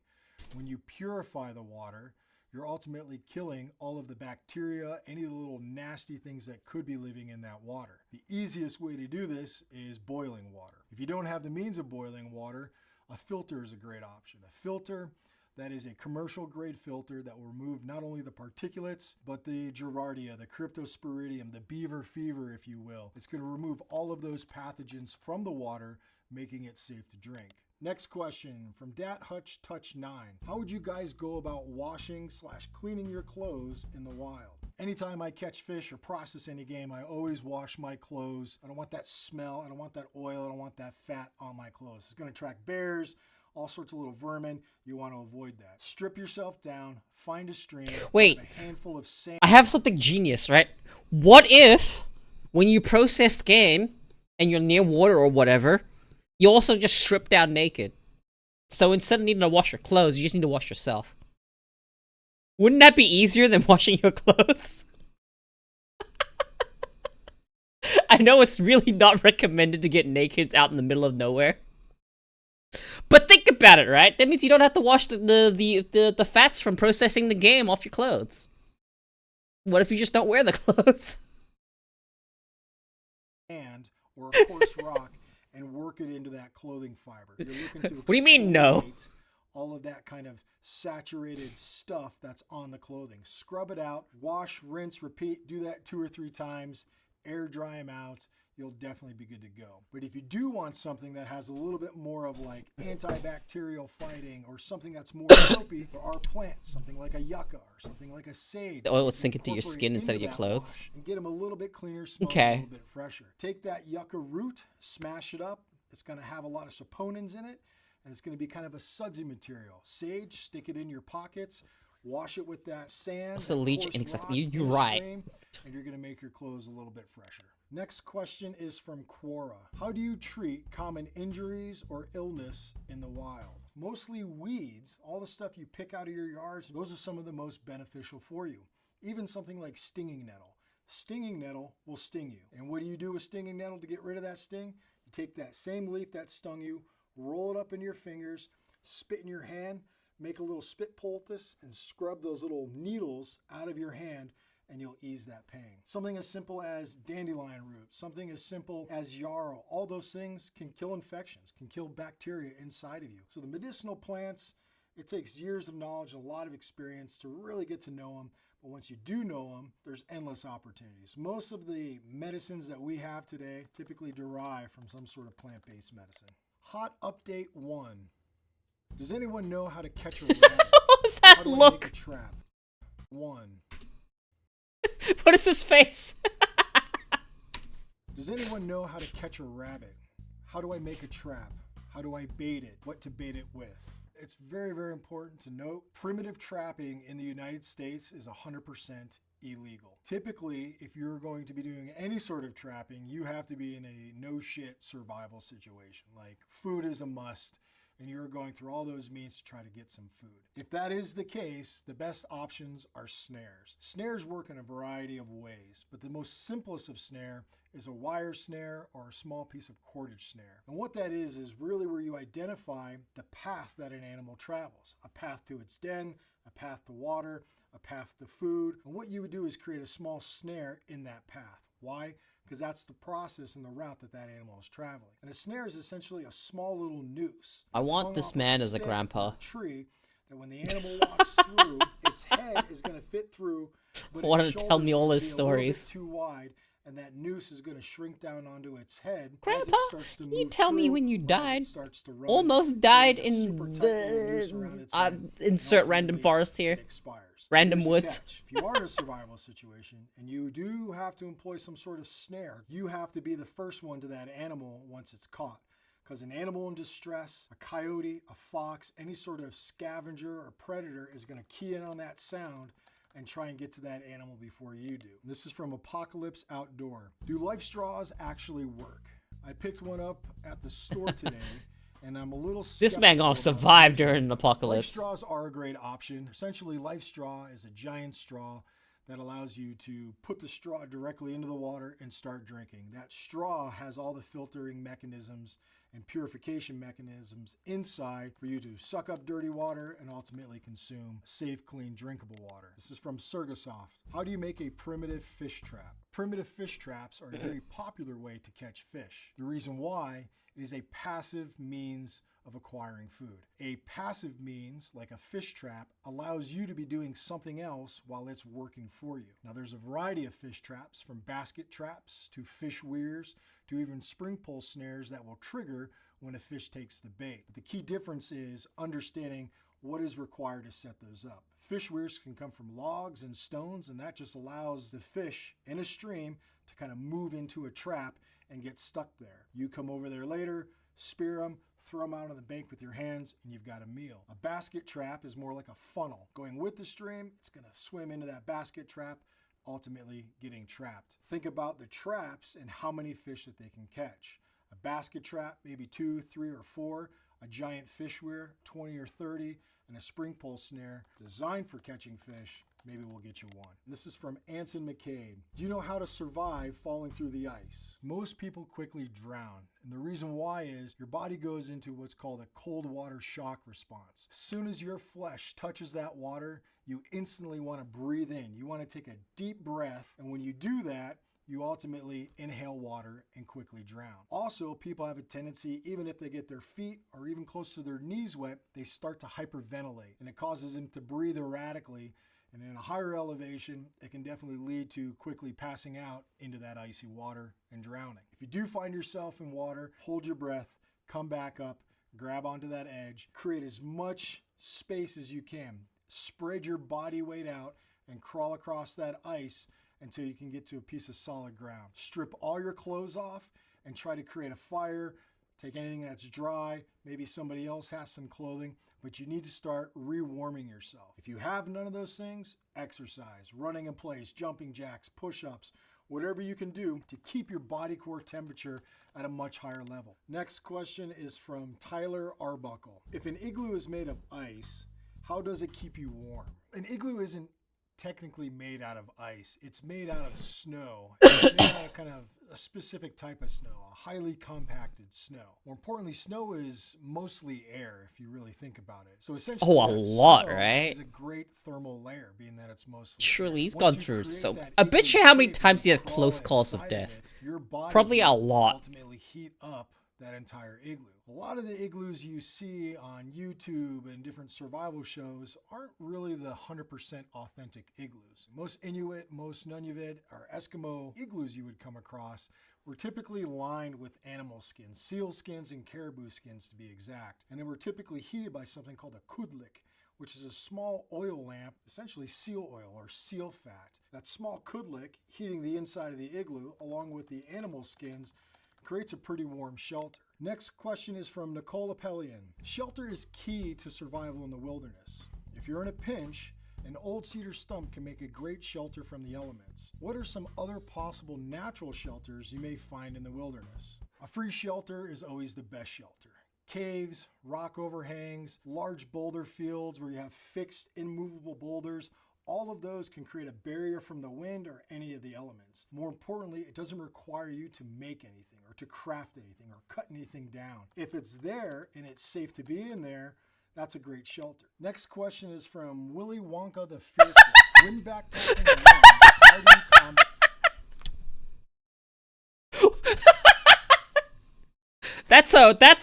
That's a fucking username. What's the story behind Willy Wonka the Fearful? Why the Fearful? Why name yourself after Willy Wonka? Why are you asking survival questions? I have so many questions.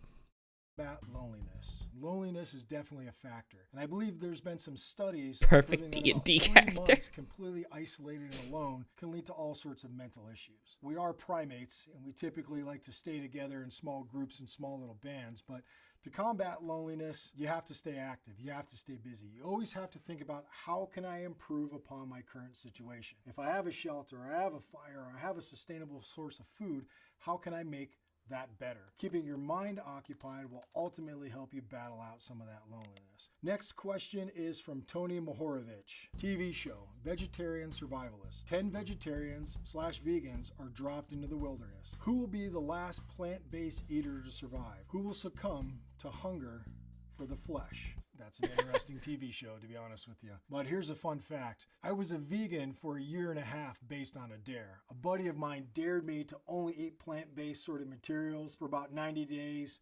I said, sure, why not? But one thing it taught me was the plants I could eat in the bush. And let me tell you, there's tons of them. Plants, berries, roots, you name it. There's a variety of food options out there. Are they as calorically high compared to eating a squirrel or a possum or some sort of deer? Absolutely not, but it will keep you alive. It will keep you fed. Next question is from Brilliant Ratio 2412. What are the best animals to eat that are safest to consume in the wild with no parasites that you'd get? Not all animals have parasites.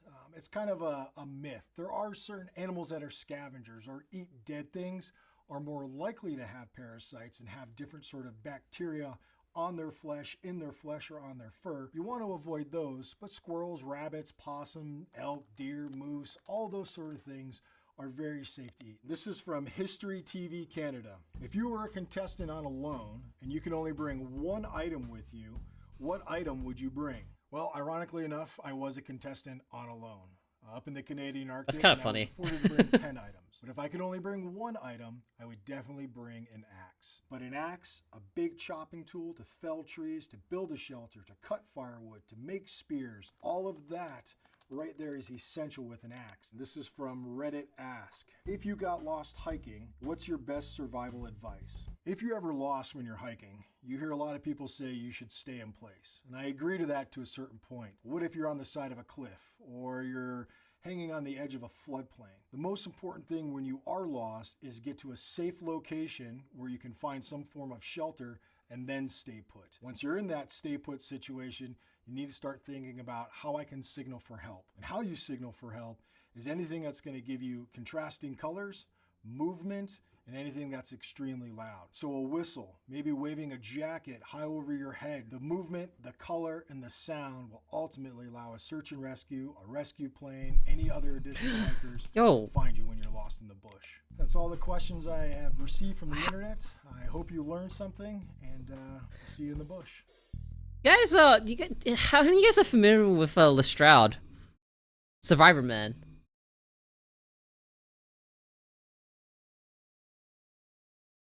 I used to watch so much Survivor Man. Stuff is, how would I even describe that? It's just a lot of fun. I really enjoy watching Survivor Man. I used to watch some Bear Grylls, but then at some point I'm just like, this shit useless.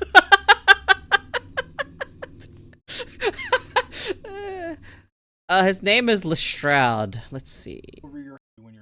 It's this guy. Okay, this question comes from Him. Scratch. Didn't get a chance to eat today, and I'm starving. He's another survivalist. How to survive He's Survivor Man. on like one bug a day. We don't, actually. The reality of a survival situation is you spend most of your time groveling for food. Everybody thinks you're going to make a bow and arrow out of a piece of thread and a bobby pin.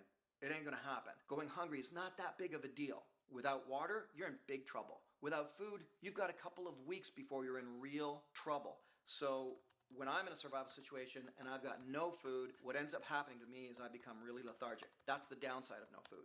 You lose your energy, but you don't die instantly. Hey, I'm Les Stroud, and this is Survivalist Support.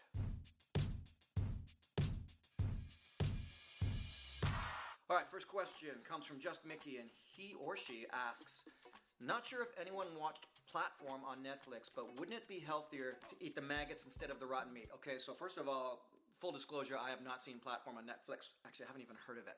But I have heard of maggots and I have heard of rotting meat, and I have eaten both. There is protein in both. Eating rotten meat is always the thing that seems repugnant to everybody in a survival situation. The reality is that you can eat rotting meat. In fact, many years ago, most of our cultures all ate rotting meat of some sort. We have it in many of our different recipes, if you will. Different things that we ate were often rotting fish, rotting fowl, rotting red meat. It goes on and on. The maggots are full of protein and sweetness and sugars. The real answer to this question, eat them both. All right, next question. Matt Voorhees asks, Real Les Stroud, that's me, serious survival question open to anyone. Went on a hike today and saw a baby bear in a tree. How close was the mom? With question mark, exclamation point, question mark, and exclamation point, so this person's excited. We immediately left the area. Okay, so... Do not eat 2-week-old sushi. White sharks, polar bears, African lions, Indian tigers. But a secondary predator is the kind of predator that may eat you, but it's likely going to be an accidental occasion. So black bears, cougars, even grizzly bears. In the case of a black bear, and for that matter in the case of a cougar, get big, get scary, you can scare them away. What does that mean if you come upon a mother and her cubs? The majority of the times, the mother will be taking off like a shot. She'll go and she'll hide somewhere and the cubs will go up a tree. How close is the mom? Bottom line is you don't really want to take the chance because this is the one time when a black bear is actually very dangerous. A mother and her cubs. Any other time I would work really hard to scare a black bear away. But when it's a mother and her cubs, I'm not going to take any chances at all. So, how close was the mother bear to the cubs? Does it really matter? It's a mother bear, and she's big, and probably 340 pounds, and you're not. All right, this next question comes from Steve. Well, what if they are 340 pounds? I'm watching Survivor Man right now. Survivor Man? No, it's Survivor Man. One word. Get it right, Steve. I'm watching Survivor Man right now, and I still have a lingering question for survivalists. Why not just always bring a Bic lighter with you? You know what, Steve? I've got the same freaking question. If you're going to go out in the wilderness, take a Bic lighter with you every single time. Why not? I agree. Why not? Always do it. Okay, this next question comes with a photograph from Frosty. Hey, Les, how do you like my first attempt at spoon making? It's beautiful, Frosty. It's a thing of beauty. It's a work of art. And I got to tell you this story. When you take a survival class, the first thing you ever make is not a shelter. It's not a deadfall or a trap or a snare. It's not a bow and arrow. It's a carved out wooden spoon. That's the first thing we always teach in survival class is how to carve out a spoon. Then we go on to trap some animals or spoon first. Gather some wild edibles, and then the spoon comes in handy. What we always want to do when we're teaching survival, those of us who are survival instructors, is get people comfortable with their hands, with building things, with cutting things, with nature, but especially with using knives. It's incredible how often I will see people in a survival class with no knife-using skills whatsoever. Later, when you're trying to carve out larger objects and you're making deadfalls and snares and traps and bows and arrows, you're much more handy with the knife. All right, next question comes I like from being the big Marion spoon. Buck. How do you keep the camera batteries charged during your excursions? I get that question a lot. In fact, I get a lot of questions about my camera gear and field technique, and I love those questions because as a filmmaker, I enjoy sharing my creativity and how I came about it. And one of the biggest issues in filming Survivor Man, and indeed in filming my adventures before Survivor Man, was keeping batteries charged. I spent a year living in the woods and made a documentary called Snowshoes and Salted. And I literally took with me a car battery and a solar panel, charged the car battery during the day, and at night, with the little adapter, charged my camera batteries. And that got me through a whole year. But it's way different now. I can put in a small pack on my hip enough battery power to last me a week easily. The batteries got small, they got long-lasting, so I just charge everything up at home and take a bunch in with me, and it's actually not too heavy anymore. Steve Schwinghammer, it's really hard not to comment on that. Steve Schwinghammer, how do you prepare for a trip? Do you binge in the morning before to stay full as long as possible, or would that cause problems? Great question. I don't get this question very often, so I want to answer it honestly. I don't prepare at all. And the reason why I don't prepare at all is because when I'm going out to film, I want it to be as real as possible. I know I'm going out, I know I'm making a film, and I know I'm eventually going to go home. So that nullifies some of the reality of being in a survival situation. So if I were to also prepare by either gorging on food or slimming down and trying to make my stomach smaller so it doesn't hurt as much when I'm in the woods, either way, both of those ways in my mind are cheating.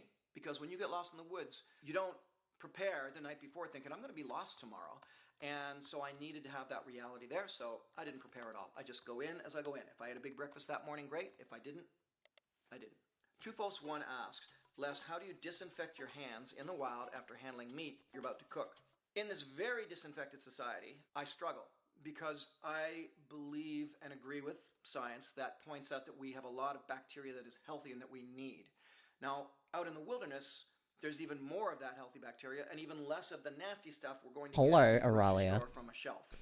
So I'm a big supporter of getting outside and getting dirt up your fingernails and being part of the bacteria that's in nature. So to answer your question, 2-1, I don't disinfect my hands after handling meat I'm about to cook in the wilderness. In fact, I eat a lot of the wild meat I might catch or come upon raw, like carpaccio or sushi. I don't disinfect my hands. I go with the flow. I believe that it's actually made me stronger over the years. Chad Harmon asks, how do you keep from inhaling a ton of smoke when starting fire? It killed me the few times I tried, and I'm a smoker. You kind of don't. There is one trick when I'm doing a fire bow and I'm blowing into the embers and all that. You breathe. You just turn to the side. It's like, or if I'm down and I'm trying to get a fire going on the ground, getting it started again, it's like. So otherwise, absolutely, I've gone and choked and sucked in so much smoke. And meanwhile, you're trying to get your fire going. So not a good time to stall. So there's not a really great answer to that question other than turn to the side and breathe, dude. Krista wants to know, at Real S. Stroud, the following is suddenly driving me nuts. How does Survivor Man brush his teeth while out there for 7 to 10 days? Or does he? Oh, you're never going to Mobile life. Don't. I mean, I'll use my finger. Sometimes you can take roots, like spruce roots and things, and kind of do like a, cleaning of your teeth. But mostly, you're out in the bush. You ain't cleaning your teeth. And yeah, it is kind of gross. At Trabant Girl, let's try it. If you truly only had one single pick at a survival tool, what would you pick no matter what the terrain? Easy answer, and I get this question a lot. I would have a way to start a fire. Now, oh, no, you gotta have a knife. No, you need an axe. Starting a fire is probably the most difficult thing in a survival situation. I don't want to rub two sticks together. Fire is just one of those things that serves so many purposes that I feel that the best survival skill is knowing how to get a fire going. So, my number one tool, a method to start a fire, preferably a butane torch lighter style. All right, hopefully I'm pronouncing this correctly. Eddie Minion at Real Les Stroud, thoughts on Altoid tin survival kits as set and forget items. What would you put in yours? Interesting question. Don't get me going on survival kits. Here's the first way I want to answer this question, let's just say. Right now? Have a survival kit, I have do something not planned. off the shelf. Don't do it. Turn away, walk out of the store. Come back when you're ready to seek out your own items for your survival kit. Pick the things that are high quality, know that you know how to use them, learn how to use them, put your own kit together. That's the answer I will always You give. actually want to play? The best survival kit to have, it's the one that you make yourself with items you I don't source, mind. that you know Like, how to use. Because I anything nothing else is written in just stone makes for it me. because you open it up, most I of did the have something I junk is wanted to junk do, that's but on I'm the open shelf, to. and half the time I'm you don't flexible, know okay? how to use That it. is So that is it. I'm just build flexible. and keep your own survival kit. All right. But so but thanks for this who question. am I playing Mr. with? Fantastic wants to know, what would you say to someone who wants to take a year or so and walk the Great Trail through Canada? Any advice on planning or anything? I I'm can gonna be go right on back. for the next hour on giving you advice on this one. Do it. Don't hesitate. Do it. Don't think about making money over that period of time or the money you have to make before you go in or what you're coming out to. Just do it. Too many of us do not embark on an adventure because we're obsessed with or concerned about our at-home lives, our regular lives. If you're going out alone or you've got a partner, I say do it. I spent a year living in the woods, and I remember getting a question one time, how can anyone afford to spend a year living in the woods? And the crowd went a little silent, and I just took a breath, and I just answered, you can't. And I got a standing ovation with that answer, because the truth is, you can't put these roadblocks in front of you before you're about to embark on a great adventure. Just embark on it. Prepare for it. Write things down. Make a lot of lists. There's my pragmatic answer for you. Write down a lot of lists. Get it all focused in and go for it. Mike Henley asks, what would you say are the top 5 edible winter plants in the Temagami region? For those of you who don't know where Temagami is, in my opinion, the canoeing mecca of the world. There is no place where you can carry out long distance, river to lake to river canoe trips like you can in Temagami, Ontario, Canada. It is stunning there, and not very many people go there. It's not a major national park kind of situation. So you have stunning vistas, amazing canoeing, and not very many people there. It's fantastic. So It's a great question to ask, but it also leads me down another road. Top 5 edible winter plants in the Tomagami region. This is a tricky answer because, as I like to say, You know, your I was survival thinking, situation, if you're not on a I tropical want to go island, it's camping pretty at hard least to be once with vegan. It's friends. pretty hard to be vegetarian. It's I almost wanna practically go through the impossible. process of So you collecting need wood, to making a be in a campfire, winter situation having in tents and Tomagami, all which that has to stuff, be like and just no cooking a sugar, meal on a trees to be campfire. That sounds just like the so same. much fun. To answer Just your sit question, around a campfire and surfing just chill. cattail is always a good winter I one actually because you can, genuinely want to go if you camping with can, friends. get through the snow, through the ice, down to the bottom, through the freezing cold water. The growth for next year is down there. I And don't know if it's gonna literally be in it's Australia. I don't know. 6 inches Somewhere. long, and it's a beautiful edible. It's kind of like a cucumber. Other than that, you're reduced to a lot of wild teas, spruce teas, pine tea, willow tea, birch tea. Boy, that's about it. It's hard to gather wild edibles in the wintertime in northern Canada. But go to Tomagami, you'll love it. Okay, with the radically esoteric and creative And the William might be lured from my bed. Hey, Snecko, you know who you can DM? Miss Auralia. She may be a bit spooky, but I think they've got the game. People from the Omega Strikers community have got Bunny. Just send a DM out. web name of Graham, he asks, I've got a long trip in the Scottish Highlands in winter. What should I pack in my car for an emergency? Whoa, great question, Graham. I can't say this enough that, when I teach about having survival kits, there's my personal survival kit, there's the group survival kit if I'm traveling with people. I'm also teaching survival kits for in the home survival kit. But what's often overlooked, and it's so easy, is a car survival kit for emergencies. So really the first thing you need for your car is, one of those sort of bins, plastic bins with a nice tight fitting lid. Size wise, enough that could take 12 bottles of wine or 24 bottles of wine, about that big. And in that, you pack everything you think you'll need. Some way to start a fire, way to cook and boil water, insulation material like a sleeping bag or something like that. It's your car. You can set up an emergency kit for your car and just leave it and forget that it's even there. And that afternoon that you decide to take that shortcut because it's going to be so cool. Oh, I wonder what that's going to be like over there. And that's where you get the flat tire and you notice that your spare's also flat. You're going to thank me for having a car survival kit. So what should you pack in it?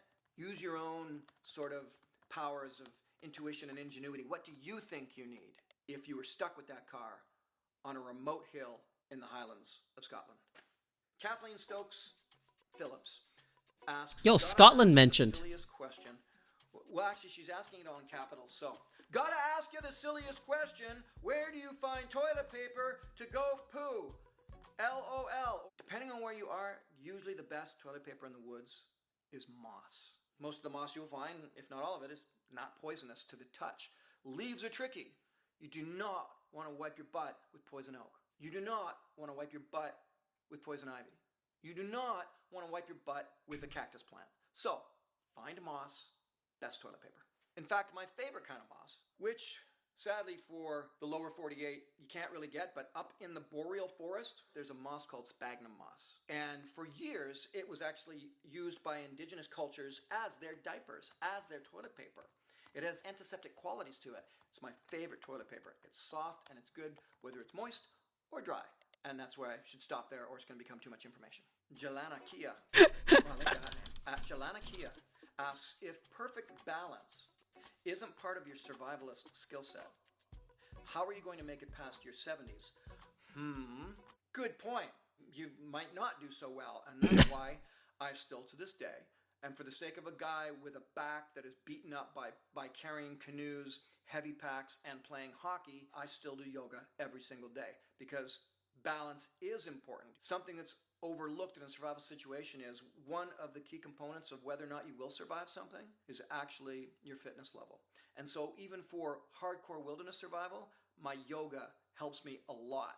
When I gotta scale that rocky area and climb through that, go through that swamp, balance is really important. So how are you gonna make it past your 70s without balance? With difficulty. Everyone, thank you so much for the questions. Obviously some of them Yeah, it's over.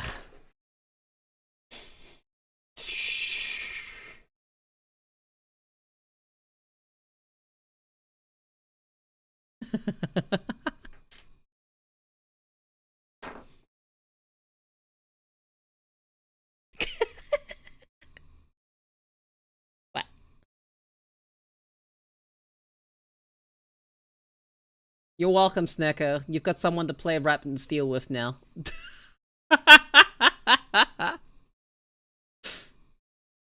Just that easy! Just ask! Okay, so, the options are on the table right now. Bits wants to play Rabbit and Steel.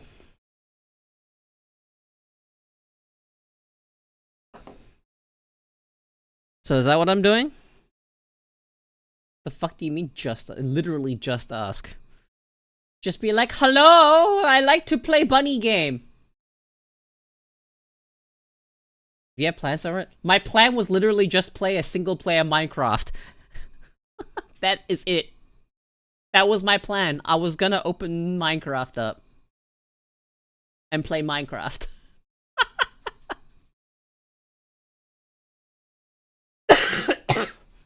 That's it! That's the only option. There was no other option other than that.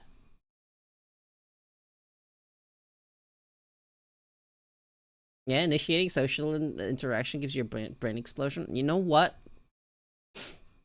You should be doing? Doing it more. So you get desensitized to the explosions. Open RS and cook all my anglers? Pay for my sub. Pay for my sub and I will literally launch it again.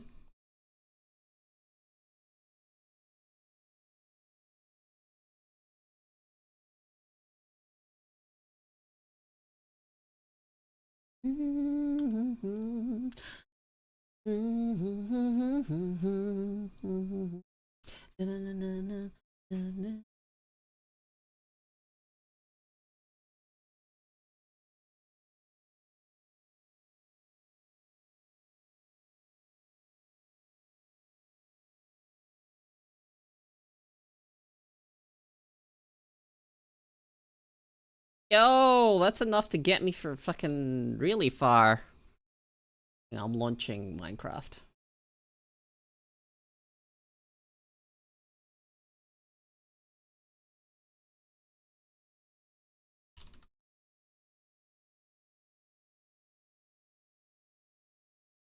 $10,000 raw anglers? I will cook them. I even have cooking gauntlets.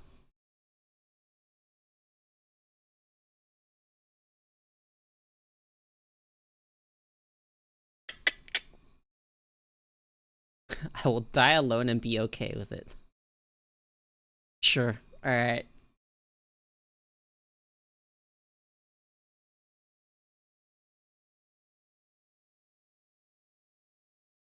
Let's see.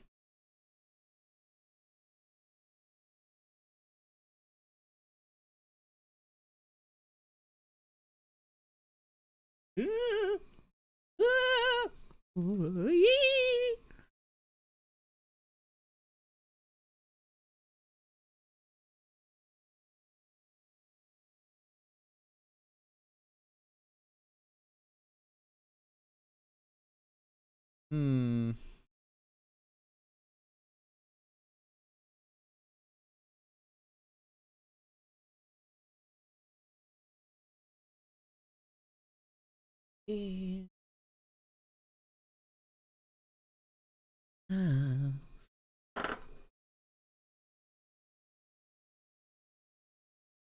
Minecraft.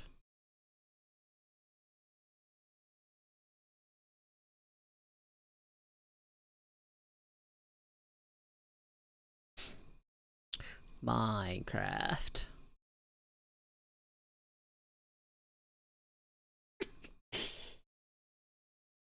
Alright, I need to change my title.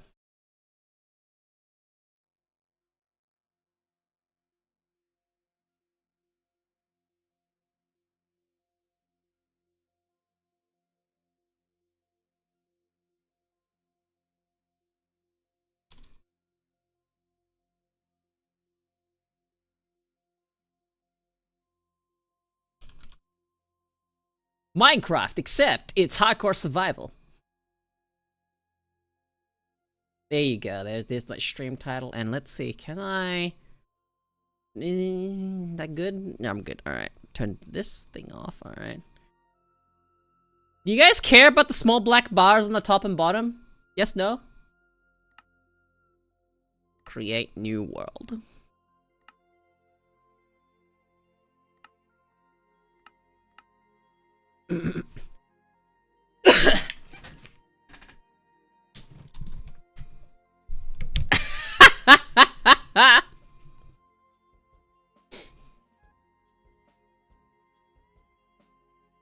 Alright. World name. What am I naming this world? And what am I giving the seed? Alright, guys. Help me name the world. And what is the seed? Well, first things first. What am I naming it? Okay.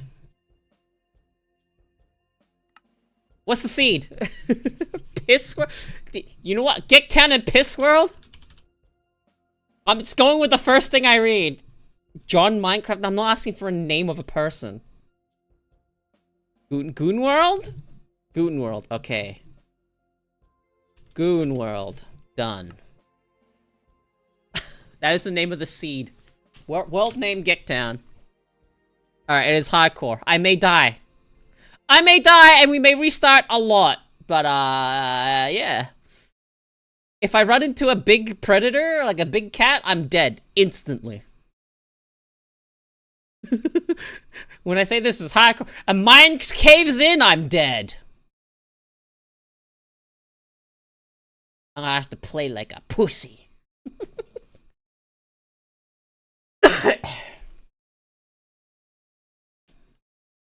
Funny little guys.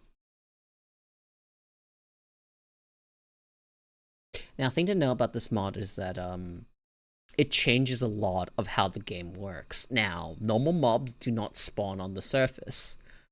Predators do. Bears, large cats, tigers, rhinos, a bunch of big animals. They will show up on the surface. In the caves is where you'll get the zombies, the skeletons, the spiders, and whatnot. Well, actually, no, you'll get smaller spiders on the surface. What's going to kill me is probably the elements. So, you know, hopefully we survive. Hopefully this is a long-lasting playthrough that I can revisit once, like, a week or whatever, and just keep playing and progressing on.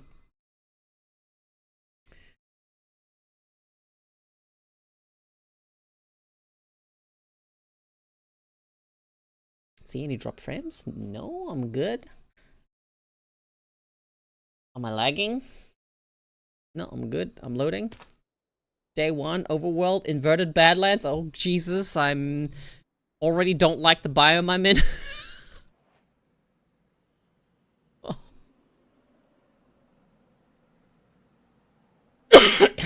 Okay, what have we got? Already see big cat. Oh, hyenas! Ah. Okay, well, first things first.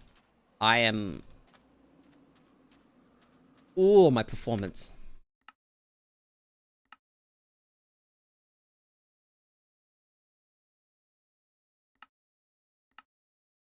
Fast, apply.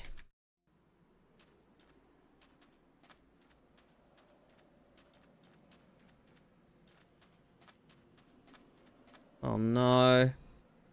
I might have to interact with the hygiene mod. That mod sucks.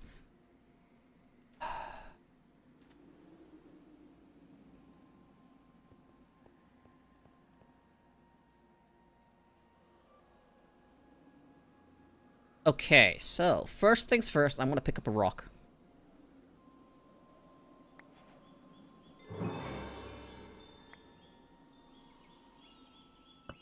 I'm making an axe. And then I'm making a knife. And then I'm gonna make a shovelet.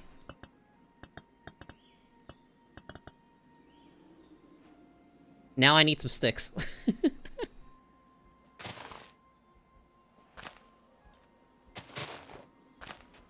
Yeah, so this mod changes a lot. Slow. Really? No sticks around here? God. Alright, my first plan is probably going to be get the fuck out of this biome. Please give me a stick. Alright, it's not happening. I'm just moving on.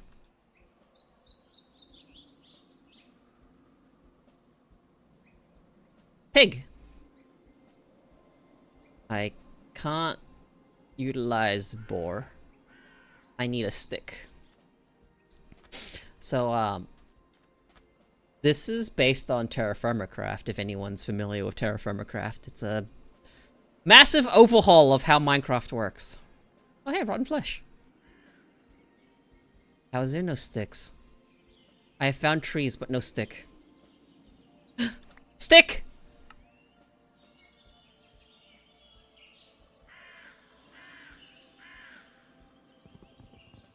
I'm gonna cut down the tree and, you guys ready? If you guys have never seen what Terra Firma Craft or any of these mods are, you guys ready? Did you notice that I have a Tarkov health bar too?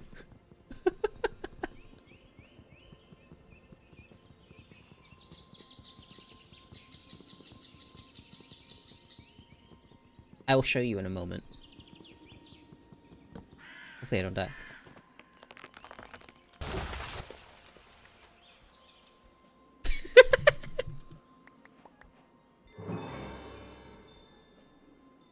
Alright, throw away the quest book. We don't need the quest book. Give me that waystone over there.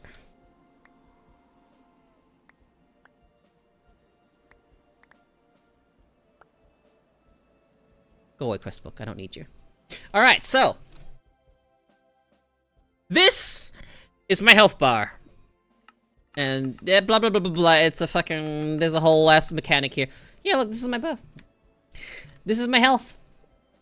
I have health on every individual body part. If my head or my body hits 0, I die.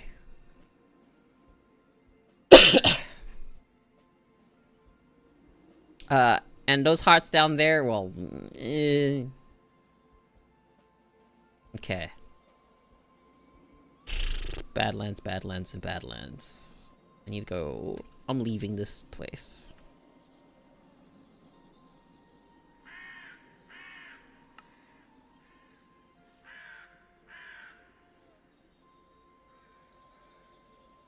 I don't have very many frames streaming this, but that's okay. I don't need frames for Minecraft.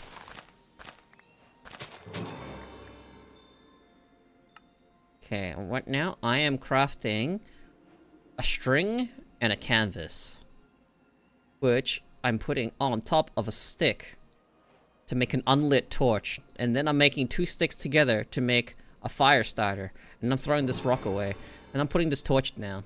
Now I'm gonna light the torch. Isn't that just RL Craft? It's a mod that RL Craft uses. It's called the First Aid mod.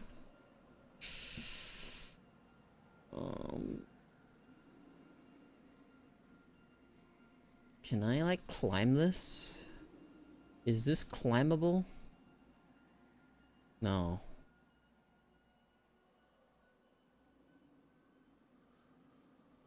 I have to get out of this biome. This biome sucks ass.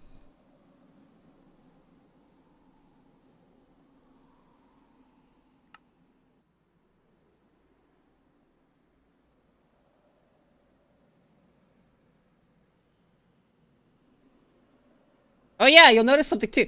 I don't have any inventory slots. They're all locked. What's this? Oh shit.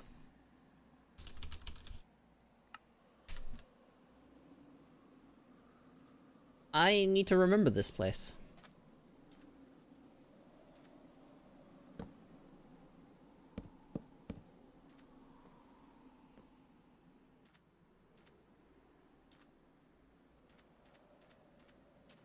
Limonite. It is it's iron. It's iron. It's just a scientific name for a specific type of iron. The iron you'll find in this mod pack, if you're looking for iron specifically, it is... Oh, I need a mod pack command. I need to set that up.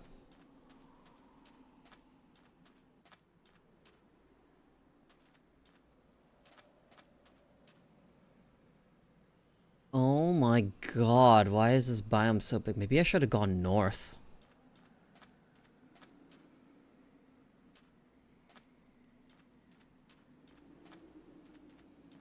Guys, cave spotted.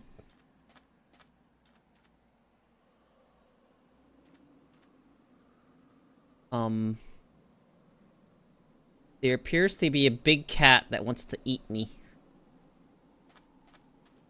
I cannot outrun a big cat.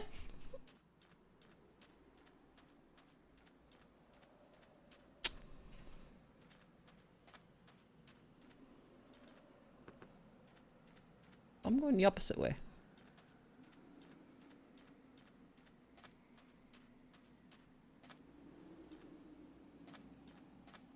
How do I get down?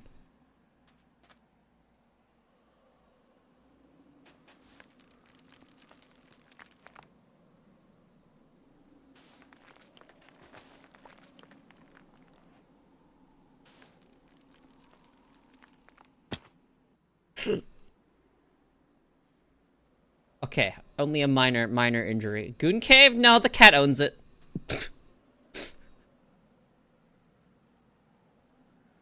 Sun's about to set, so we're in trouble.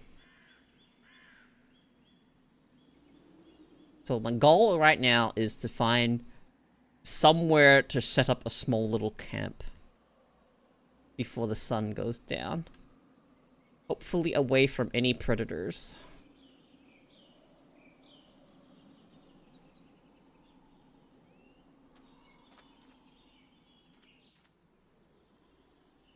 And preferably near water that I can actually drink.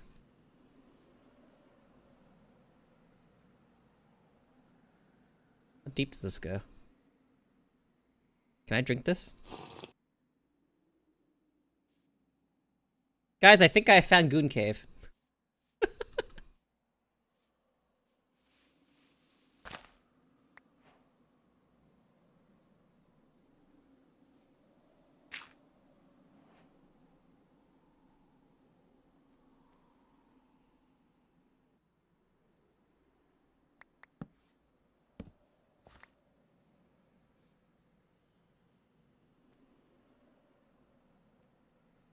And then I need to figure out food.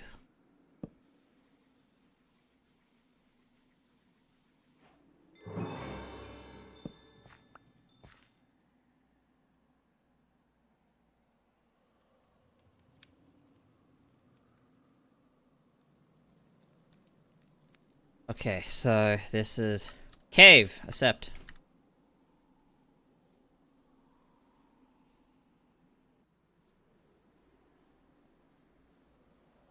Okie dokie, Nalia. Have a good luck.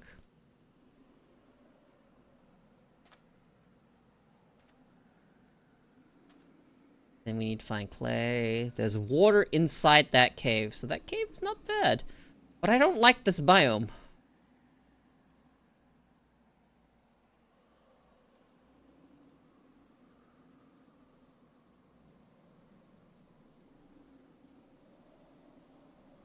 Wait, look, watch how rapidly it's gonna get really dark. Are you guys ready? Are you ready to see how dark it's gonna get?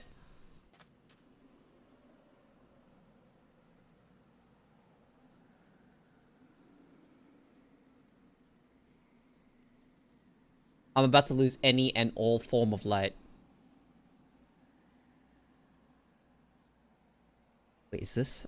Holy shit, there's actually a way out.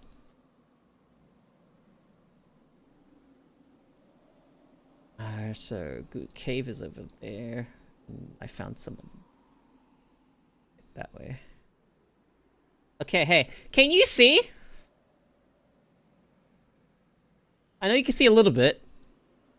That's silhouetted against the sky. But when I look this way, can you see anything?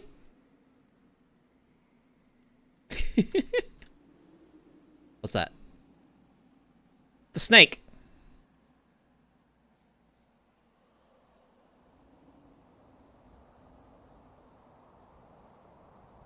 Ooh. Okay, we've got food.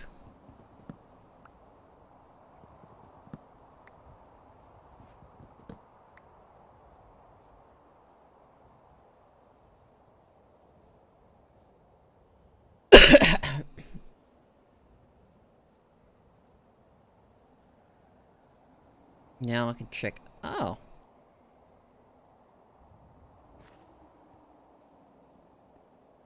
It's a hot spring. Guys, look, it's a hot spring.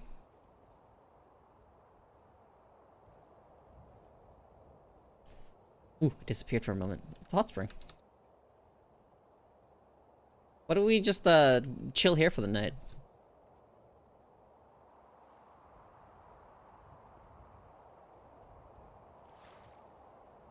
(26 degrees). It is warm. Because it is a hot spring. Yeah, this is now a hot tub stream.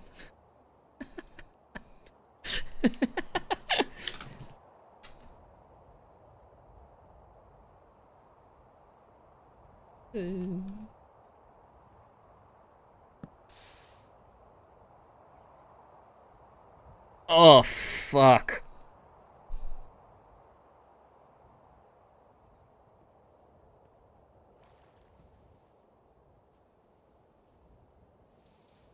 All right.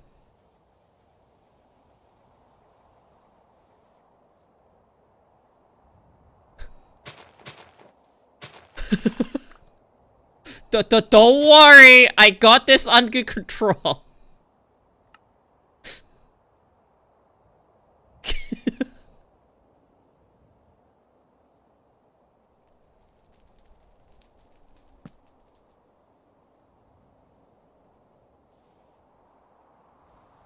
I I have it under control.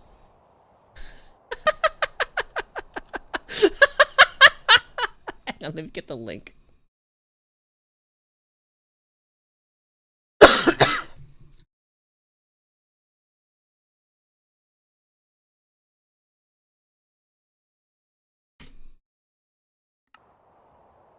Shut the fuck up, it's not Vintage Story at home. Terraformer Craft predates Vintage Story. Also, hang on, I found something back here. It was bismuth. I saw it.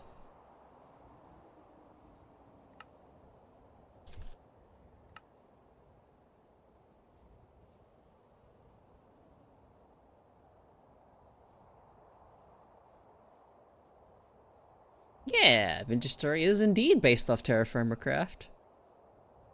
This is the OG, if you will. Vintage Story has so many QOL. Is this Goldenrod?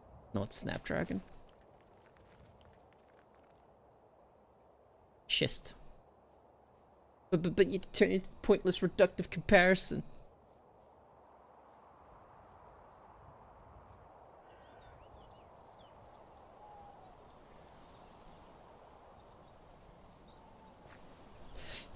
Do you think there are any VTubers out there that would want to suffer with me in this mod pack?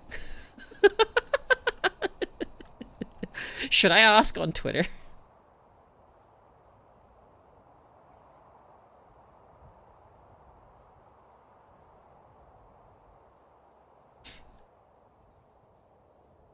Yeah.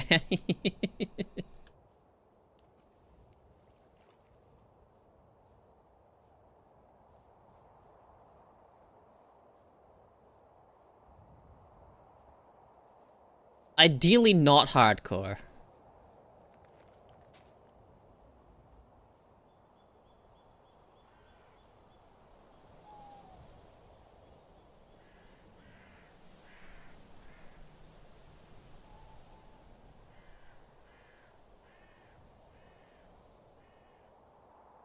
the scariest thing at the start of this mod pack ain't any fucking monsters or anything like that. Big fucking what's it called? Cats. Just it's a gravelly. TFC 2 does this.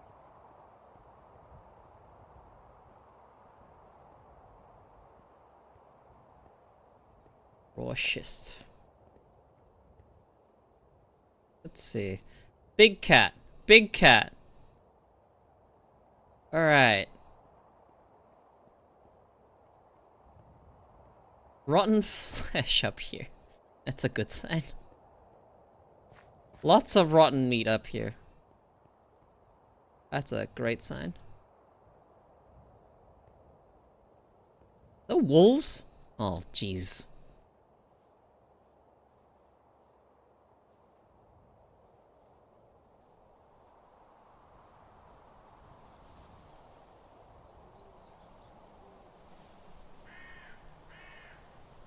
Is it true meat if it isn't rotten?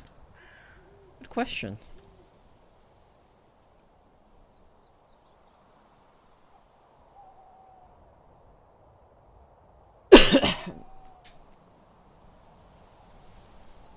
Do not throw me to the wolves.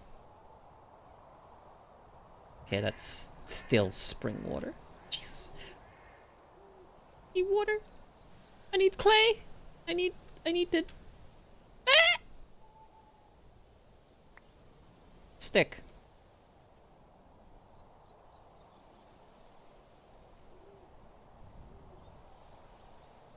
Although...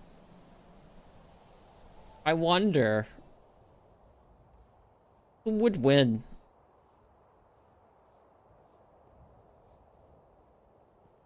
Oh, diorite. Water in this direction. Why is it all spring water? What about the wolf girls? What about the wolf girls?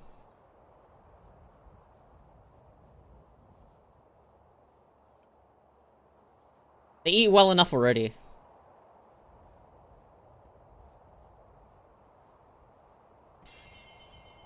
Eh.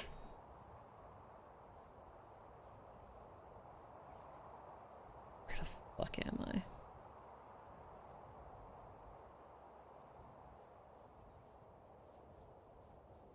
Girl's been shot. And you've been shot for you're gonna stay down, hospitalized for a year. It's over for you. Doomed to be subscribed to a crocodile.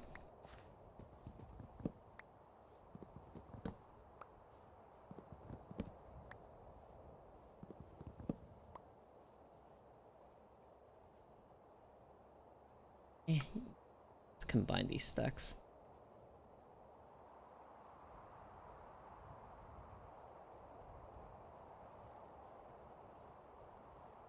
Day 2! Ah!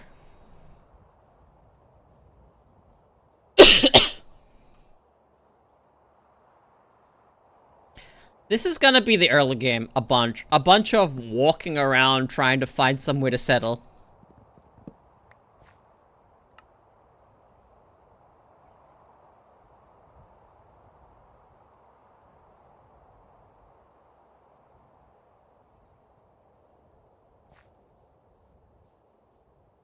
This rye? Ooh. Oh, oh, pumpkin.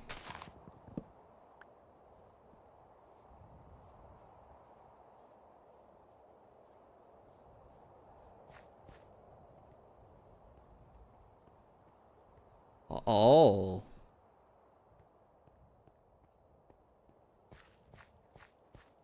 Good night, Matt.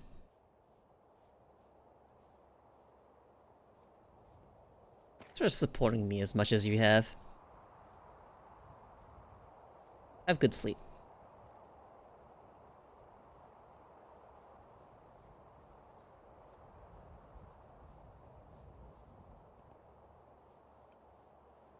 I don't like this biome. I do not get the 12 months all at once. Twitch is dumb. They give me the money spread over the 12 months. But they take the money from Matt up front.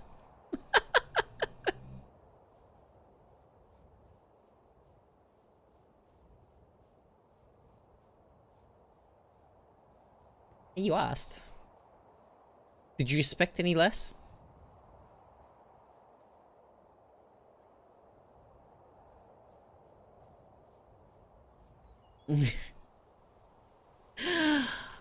Alala! Guys, you see this Minecraft skin I'm using right now? Ayla made it.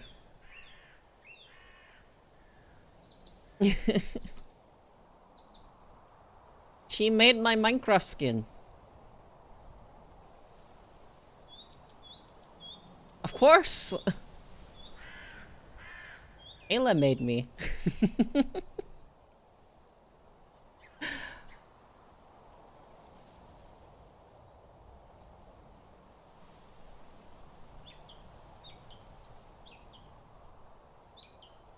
Hey Ayla, welcome to my first stream back in like 10 years. And now you have a 12-month gift sub.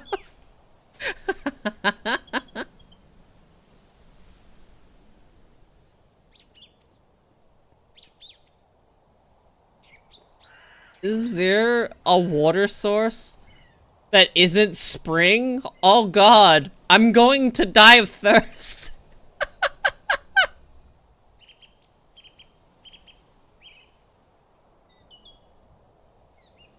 This is horrible.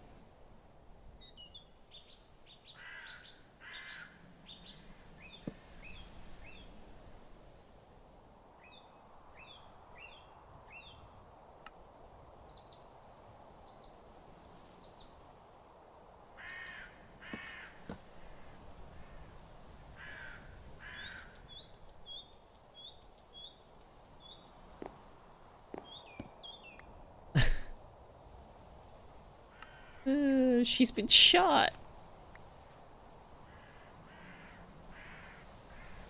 Wait, prison pocket. Perfect. Alright. Watch this. Hiya! Cut.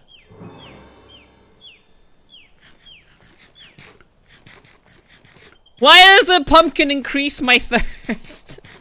Why does it not hydrate me? No. What do you mean? Prison pocket.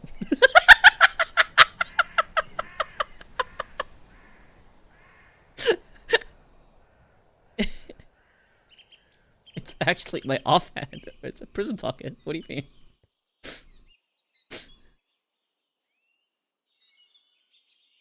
Do you not know what a prison pocket is?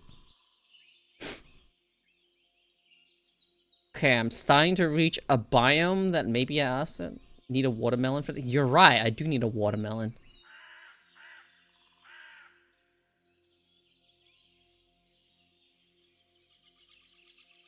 This pumpkin's not hydrating. I'm running out of thirst. I need water. Wait, is that water?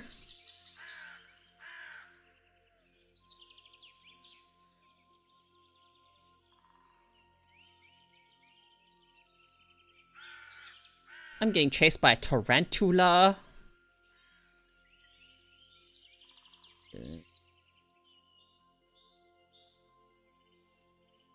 What's this?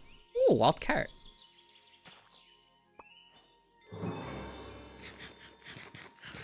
Ito.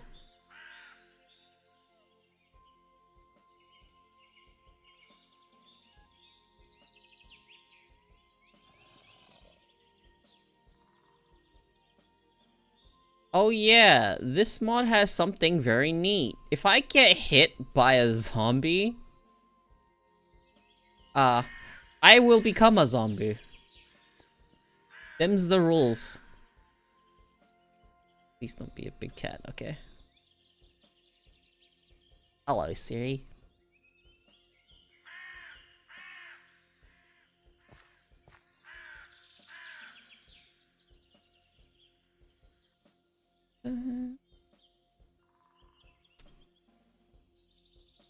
Why is the water so far down?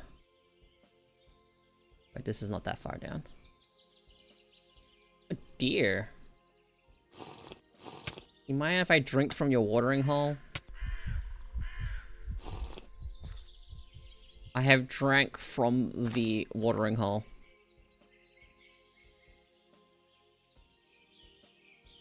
Now I continue exploring. But now I have exhaustion. Garlic!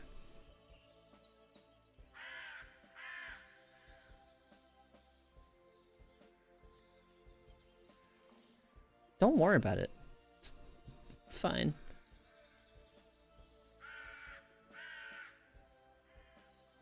Did you know? Time to like press this button here and like completely freeze my stream. Let's freeze the game. Ah! I pressed the turn on shaders button.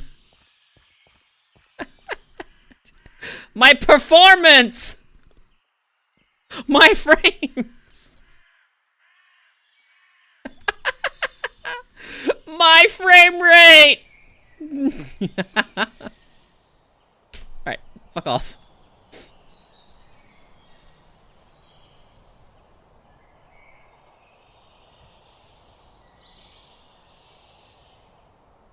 Oh, bear!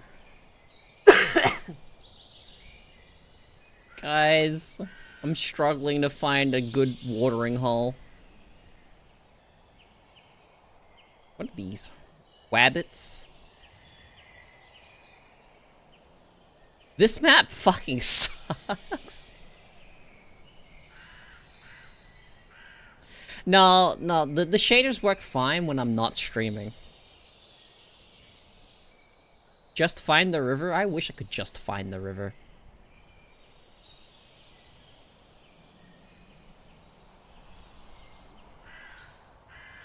I honestly don't really like shader packs, even though I have one here. It came with the mod pack.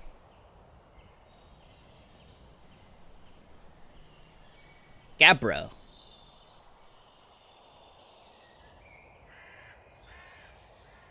What's this? Blueberry cane. Bloobs. Blueberry bush.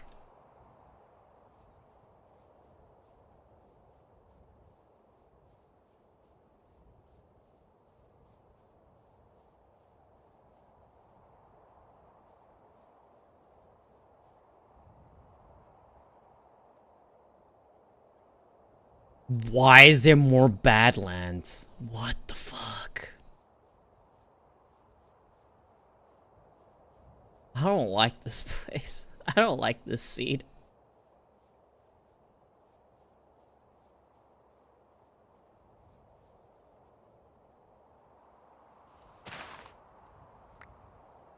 This seed has forsaken me.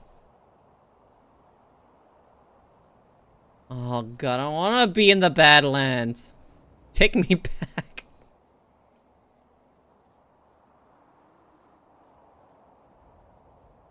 Is this wheat? It's barley.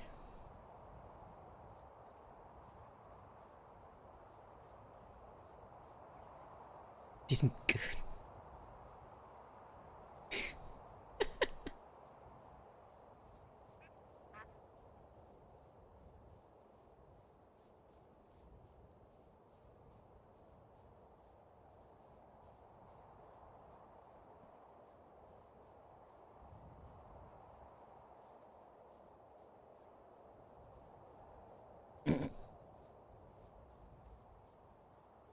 A newt? Oh. I didn't know we had newts.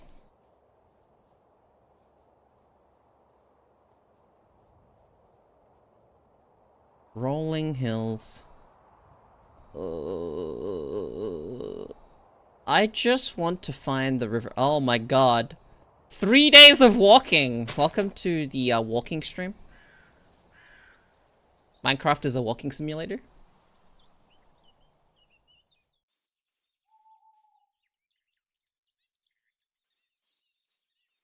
Gone on a walk, guys. So what's new?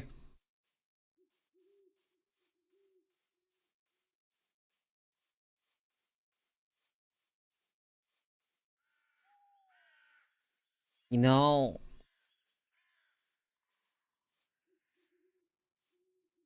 this stream has done so much walking that Yulin could probably use it as footage.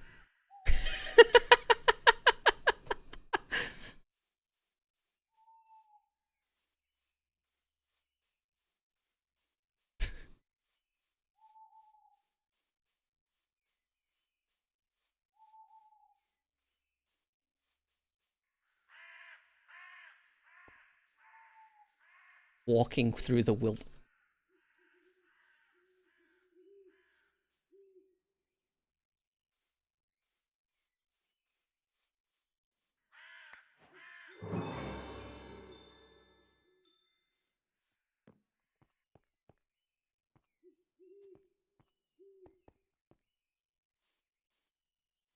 That's it?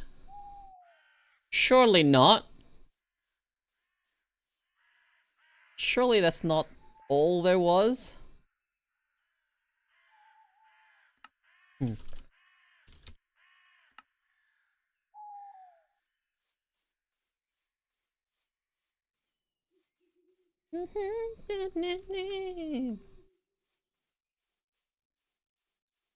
So I need to find clay. I need to find enough metal. Enough metal to make a saw. Okay, I found another water source.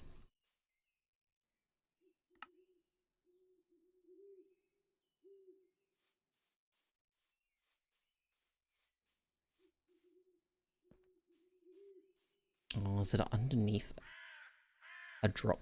Oh, that is a drop.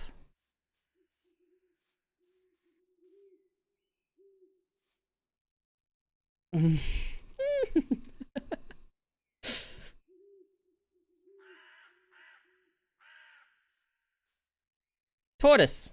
Dog. Do a flip?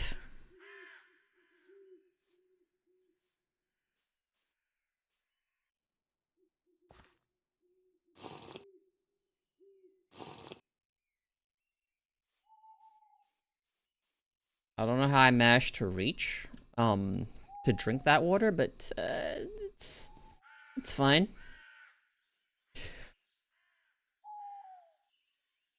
Okay. I wouldn't have died if I fell in there.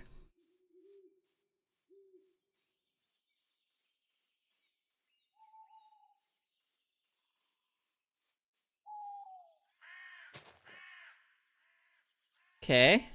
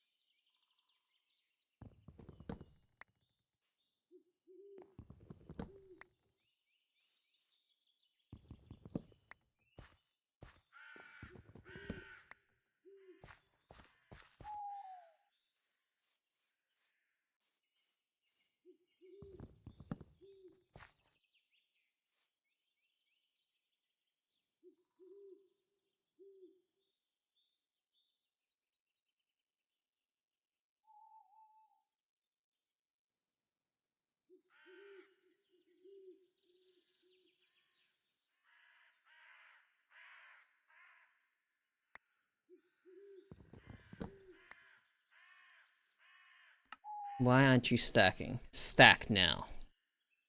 Yeah, that's much better.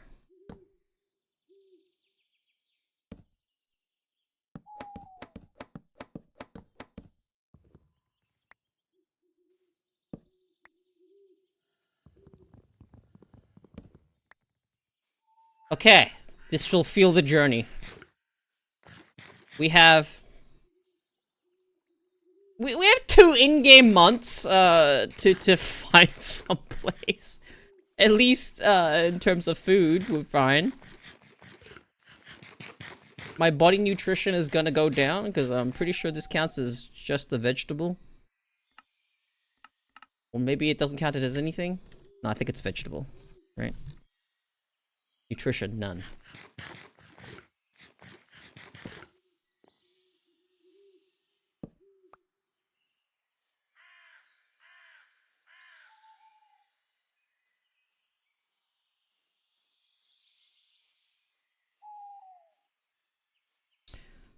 I sure hope I don't get sick randomly drinking water like this.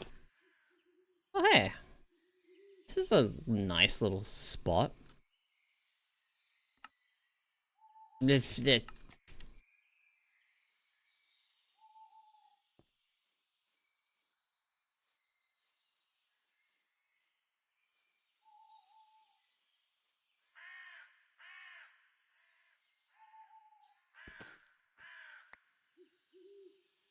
What is this?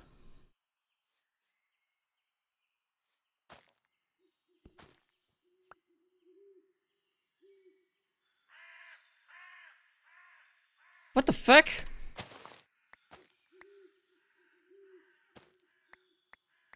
Why is there just salt here?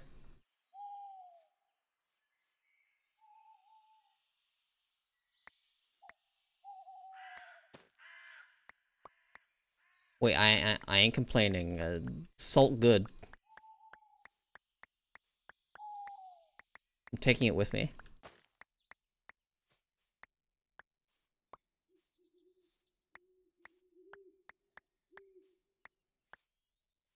Someone played League here?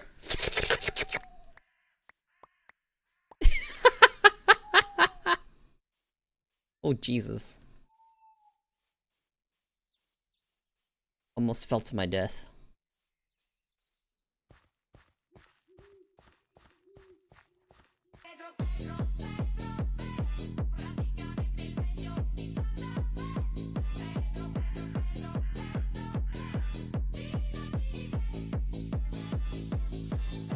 Pedro, Pedro.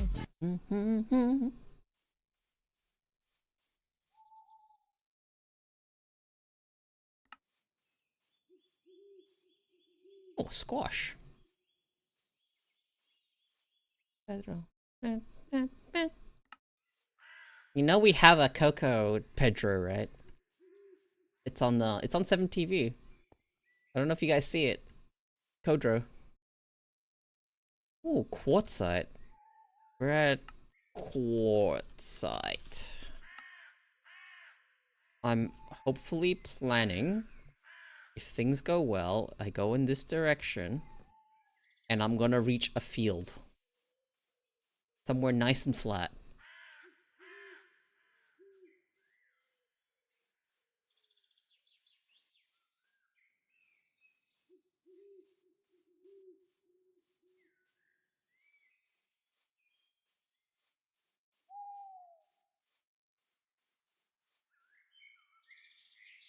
Okay.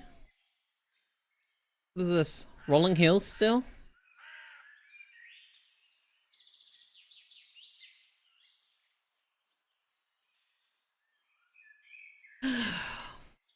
What's this? Ship! Copper! Tet. Teddies.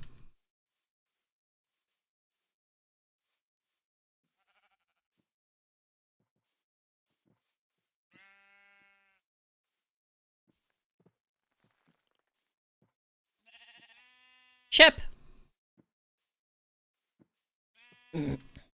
Opening the full emote makes a stream. Oh, Jesus.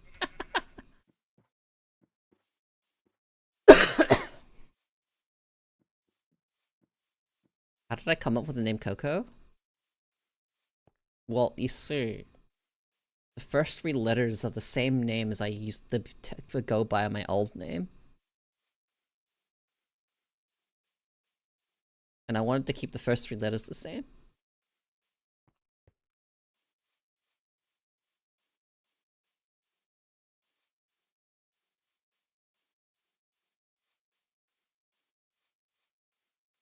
There's like a whole lore behind it.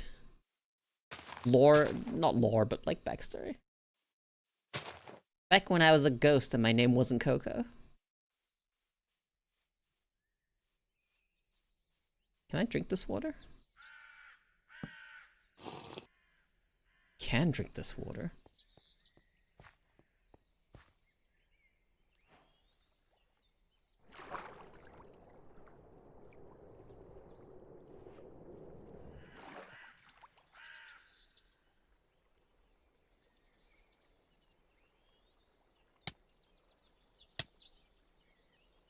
What just... Is that a piranha?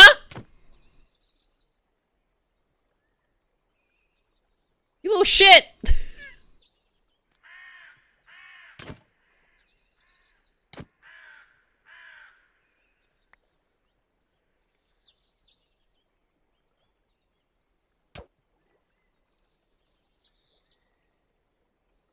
Did my axe just break?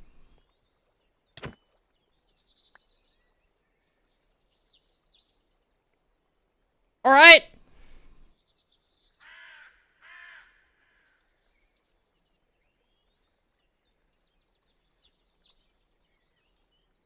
My god.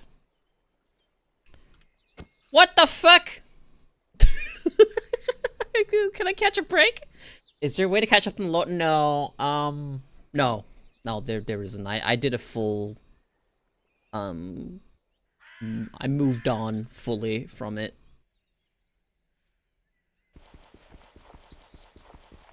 Fuck your burrow. I don't know how to destroy burrows. This seems like a nice place. There's a lake. I think I live here now.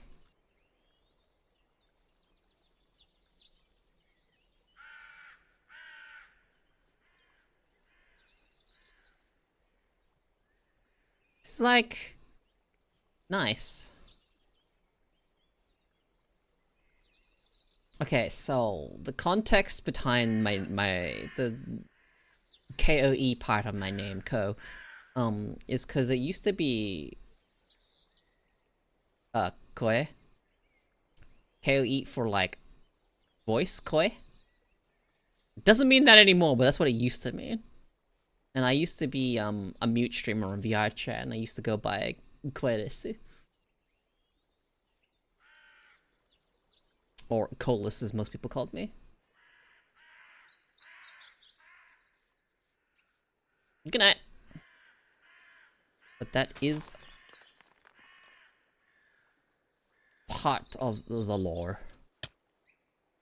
Fucking piranhas!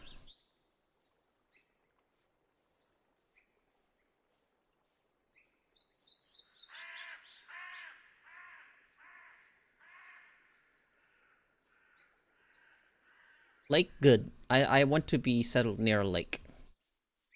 After that is just finding ore. You've been here a long time, you didn't know that? Okay, hang on. You've been here when I was still... Or rather, you just not know what my name meant. It's not that anymore. I wasn't even semi-mute back then. I was fully mute.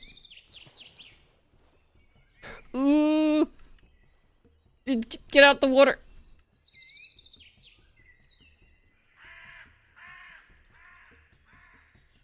Yeah, I wasn't even just a little bit mute. I was fully mute back then. Didn't talk. That's a nice lake.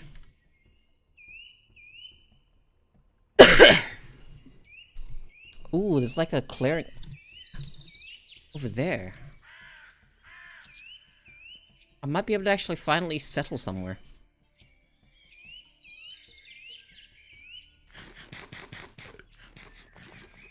So, what? You liked it better when I didn't talk?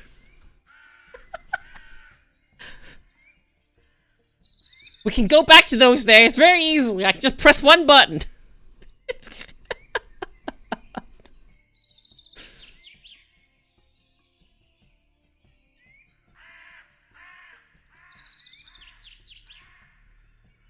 Hello, farmer. What you got? Huh? Huh?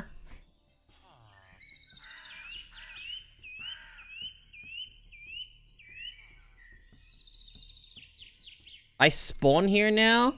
But like, he has a pot. Air.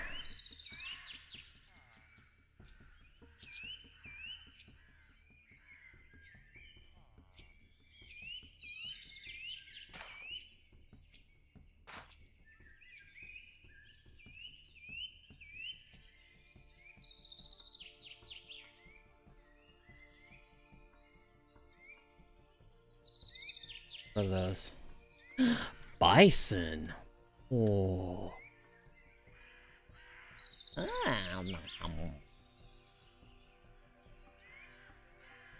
What this? Peach. There's even a peach tree here? Oh my god.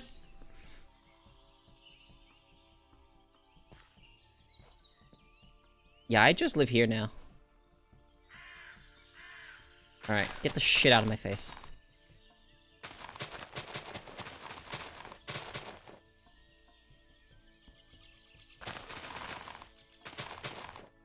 God, my frames. If you put the pot in your head, become a pothead. Okay. Okay, the trouble now is I need to clay.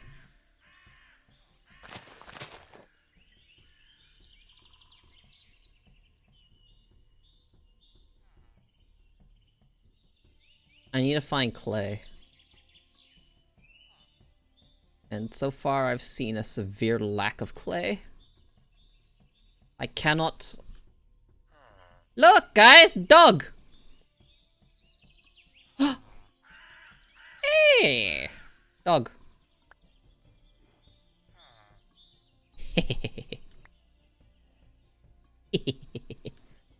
Alright, he's emergency food.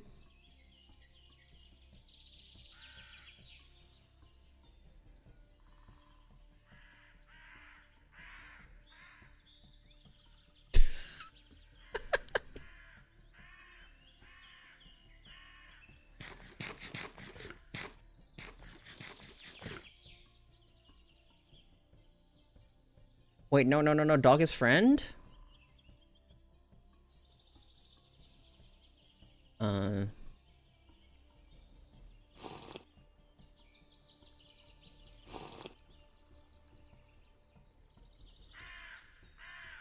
Friend.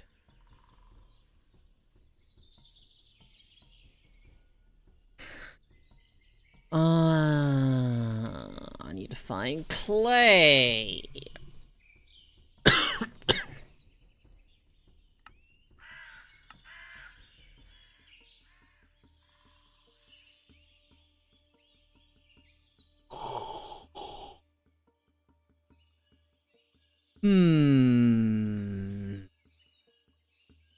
I can't progress without clay.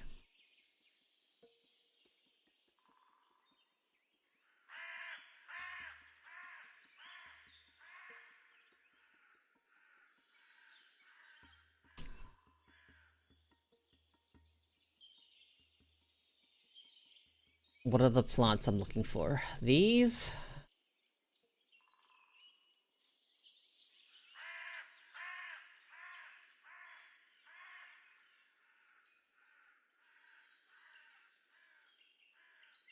Surely there isn't like that big a lack of clay in this area. There has to be some around. And look, kangaroo paw! I don't know what a kangaroo paw is, but look, kangaroo paw.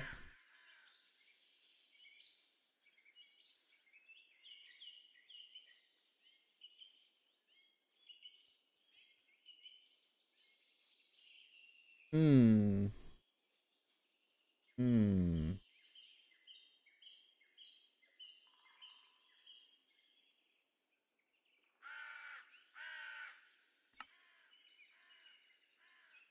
Yeah, that's just home. I live there now.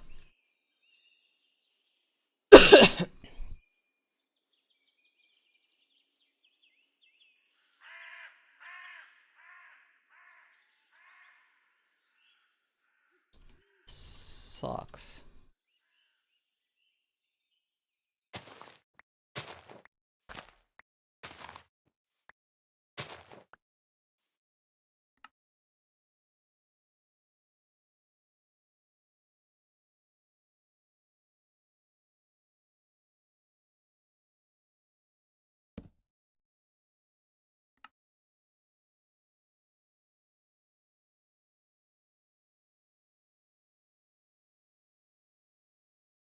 Where'd it go? There it is.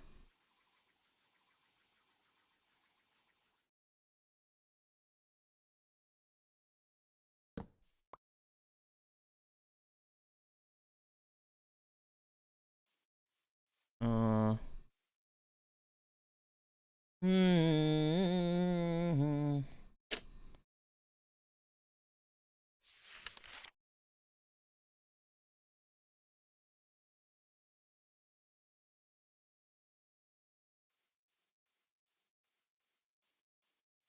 Wait, they said I could maybe find it next to the lake? I'm going back. Oh, wheat! Look, wheat!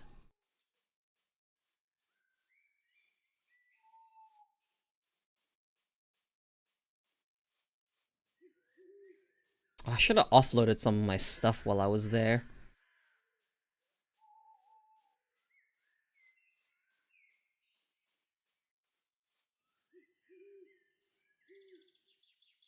Us. Tarantula.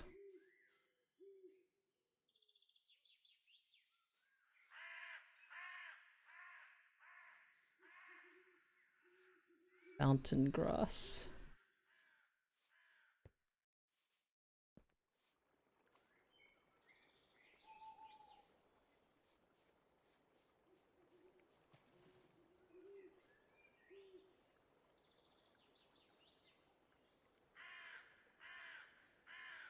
Hmm.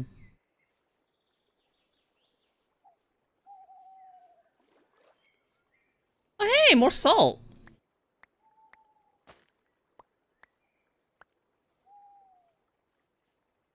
How you can find salt like that?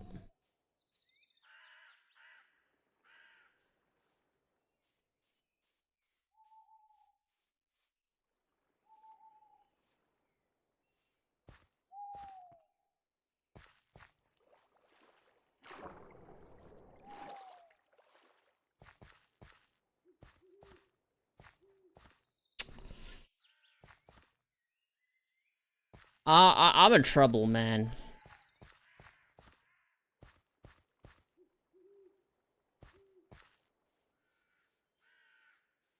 How to get clay? That's a wolf.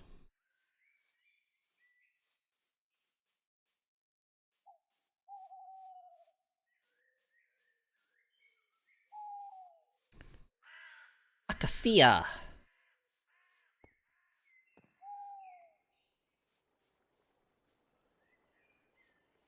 Dog. Hmm.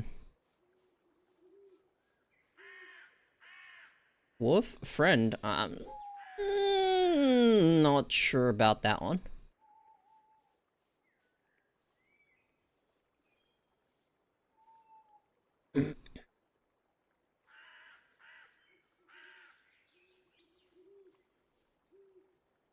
I'm in trouble. I don't know where to find some clay.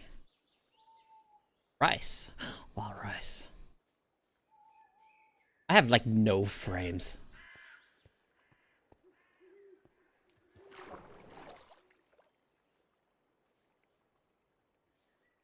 Does this biome just not have any clay?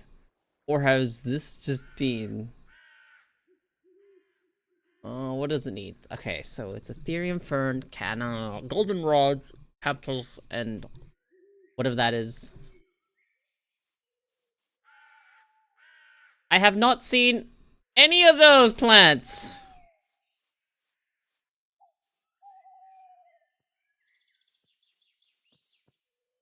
It's over, guys. I think this is it. I think we die on day. Ooh, hematite. Hem. Okay, I'm finding, like, iron around here. That's, like, good, but, like, skipping a lot of steps.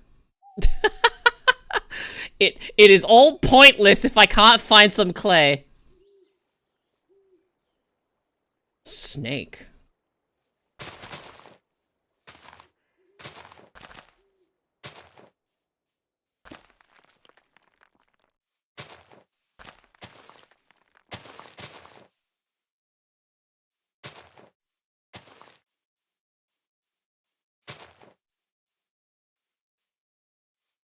Is anyone paying attention? Did I walk past clay on the way here?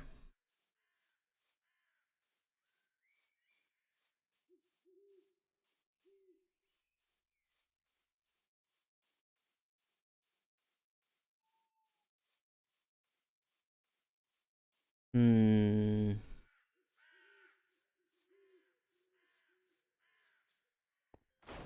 Hey, hey! Hey, Pox. Fucking hello.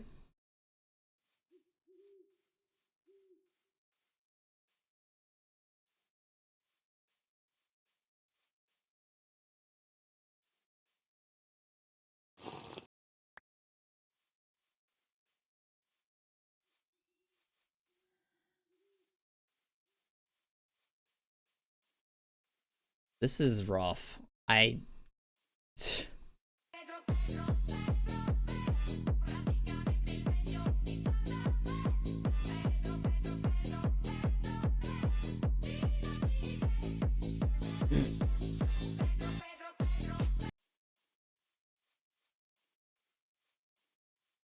Doug.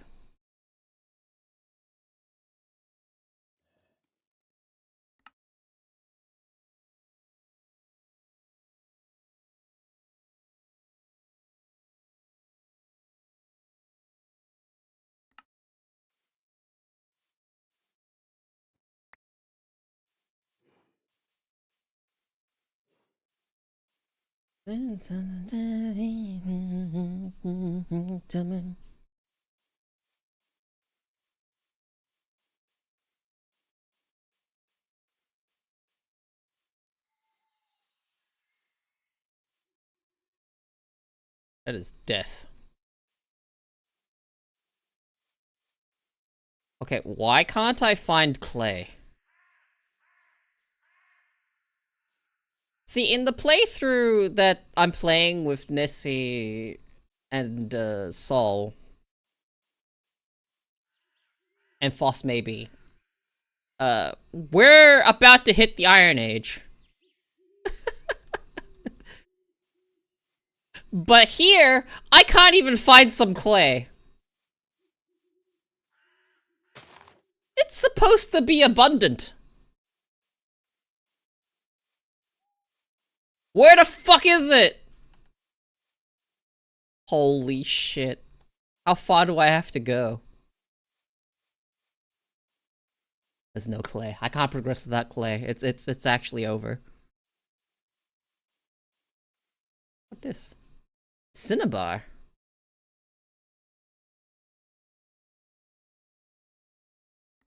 Cinnabar. Accept.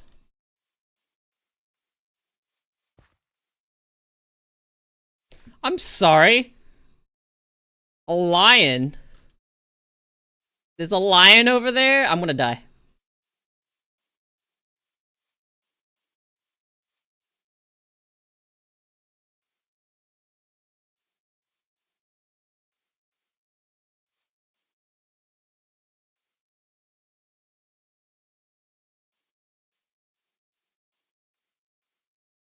Wait, it's asleep.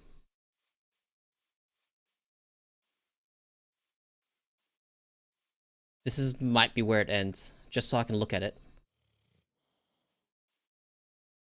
Lion. Are you in an arid biome? I might be. I don't know how to tell.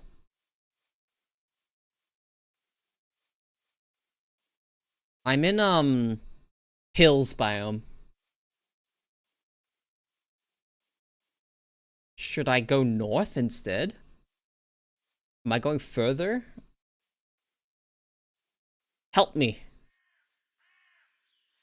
Am I in a biome that literally doesn't spawn clay?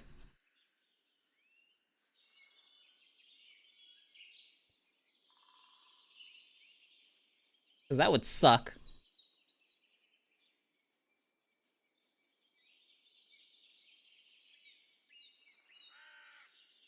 Okay, let me read this.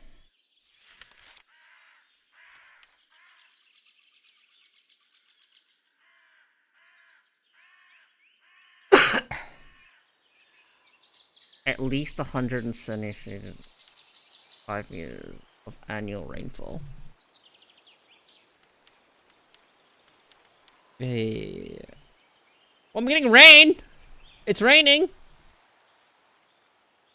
Where clay? Oh no!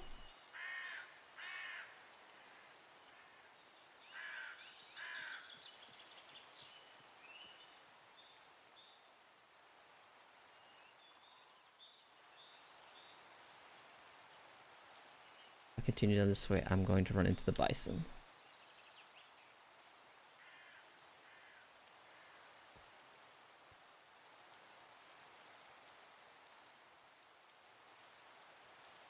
Oh my god. Yeah. Get some food. Eat the food.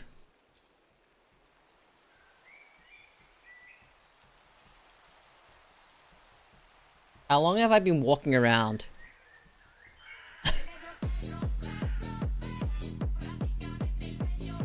My frame rate.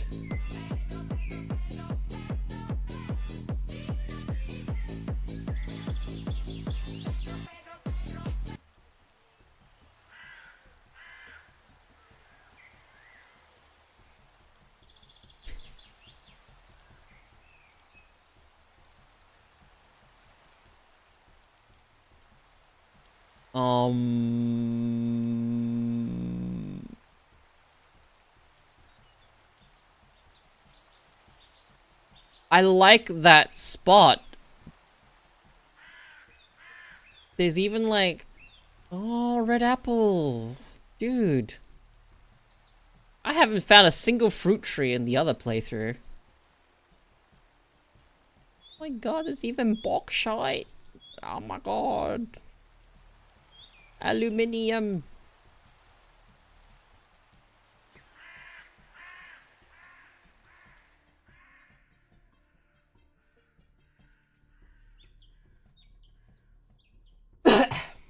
Hey, it's a donkey.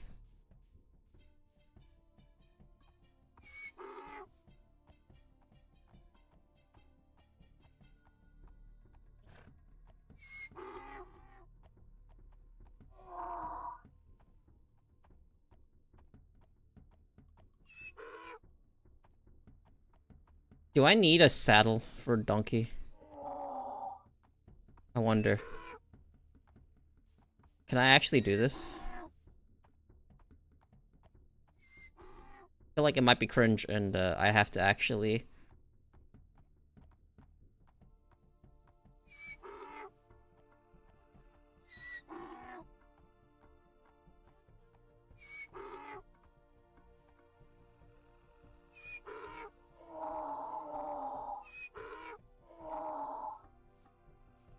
What's this anyway? Tetrahedrite, right here. Okay. Accept. I'm fighting the fucking stuff I need for to fuck. But I need clay.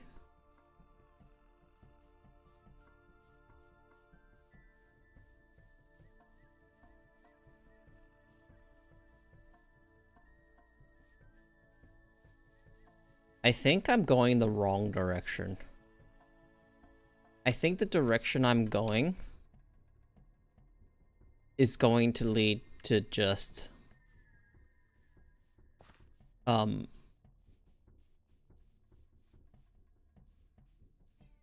not play. But I'm also curious about what I can find in this direction. Ooh!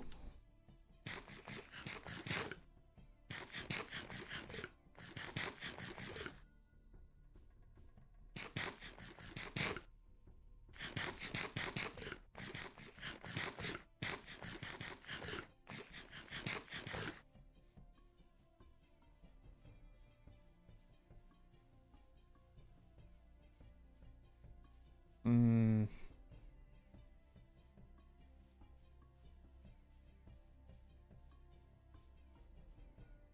Oh, hey, mud!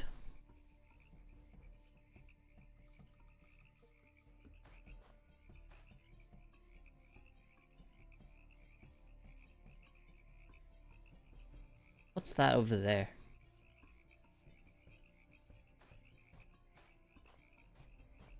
There's mud in this biome.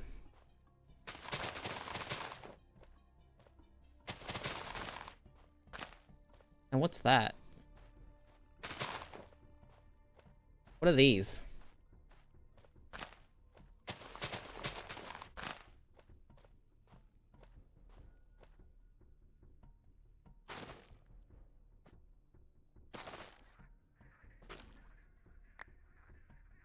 What that?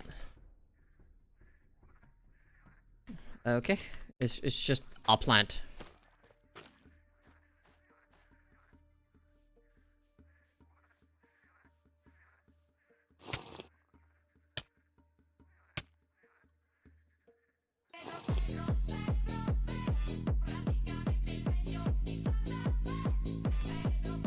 Okay, nausea. Sorry for anyone that gets motion sick. I'm gonna wait it out. Tripping balls! How do I turn that off? Is there a way to turn this off? Ugh.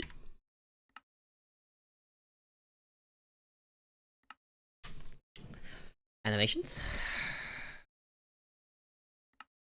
Particles? Animation? Details? Animation? Particles?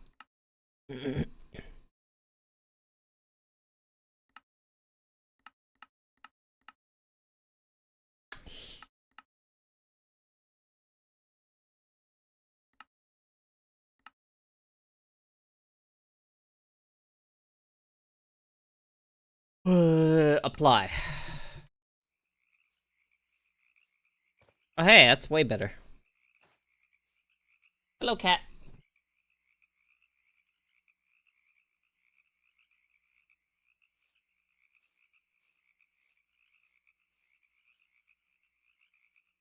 Slowness 2. It is getting hotter and hotter.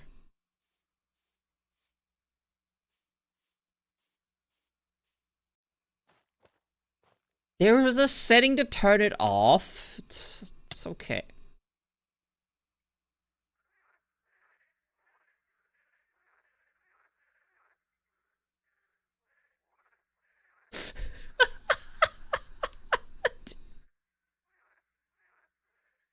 What an exciting playthrough, dude! Walk for a few hours and to die to a large snake that I didn't even see.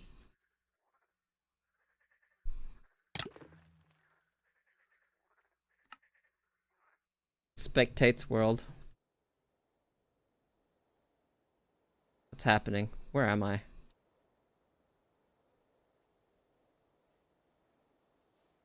Why can't I see anything?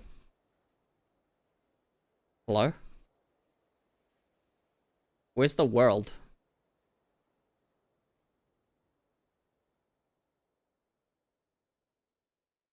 Question mark?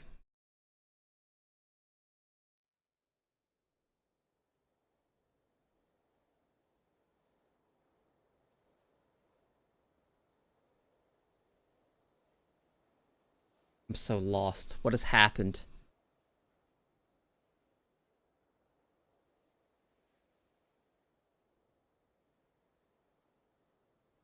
I think it's just broken. Alright.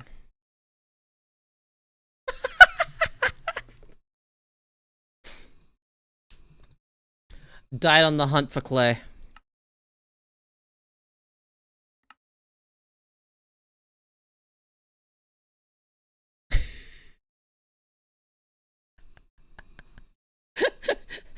That is how that Minecraft journey ends.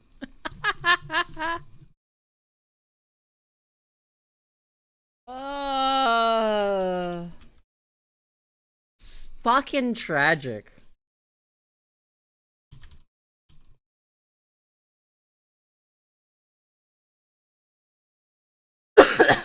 All right. What do?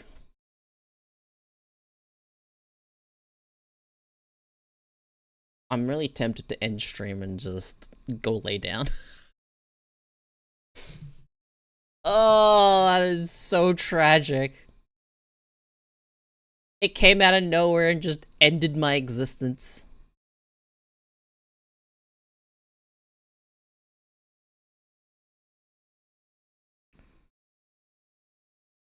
Let's see.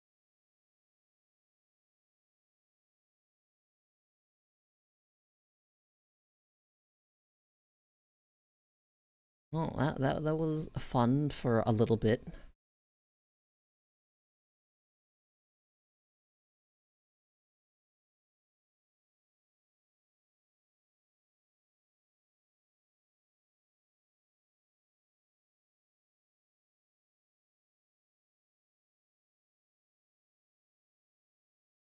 Ugh. Okay. I'm fine with just chilling and just chatting for a bit. I just have to stretch for a bit. Anyway, so, I guess I went too far south and couldn't find any clay because I was too far south. I think, however, if I had gone north instead, I might have been okay. But I thought I was already really... No, actually, no, I should have just gone north. I don't actually really know how the weld generation in that game works. But yeah, so what games have you guys been playing? What streamers have you been watching?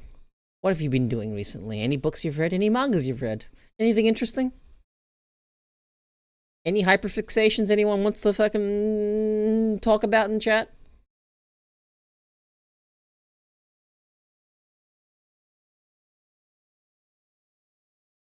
Just the barrage of questions. What do you mean you're not interesting? I think you'll find everyone has something that they're hyper fixated on, and then they'll actually be able to talk about. Like, see, I could say the keyword to Bits, and then he'd have a lot to say about it. I could just ask him about night vision goggles.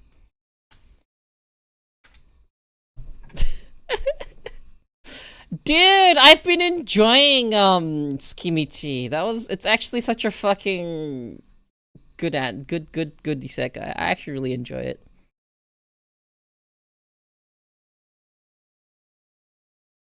Oh, you haven't been doing a lot because of hospital?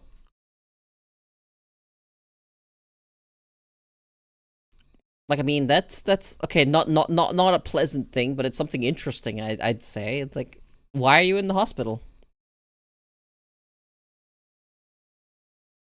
What happened? You okay? Hope you recover fast.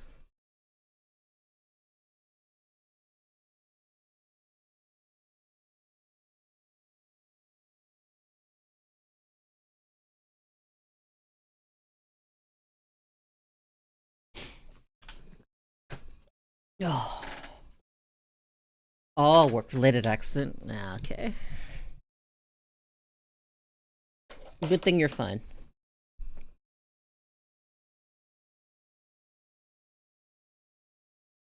Oh man, if I sleep, I'm gonna brick my... Oh, what do I do instead?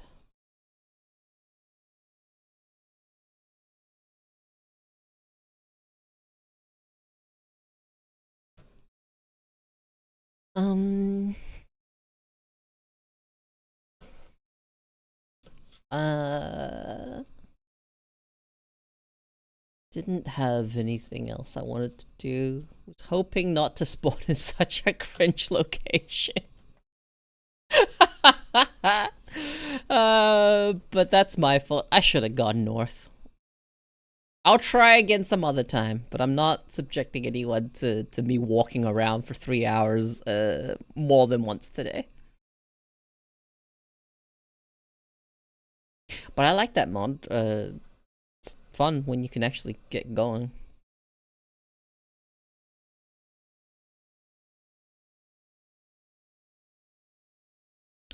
Brief explanation on how things work in that mod. So the first thing you do is you gather some rocks, get some sticks, you make some stone tools, you cut down wood. All right, you do blah blah blah blah blah blah blah blah blah blah blah.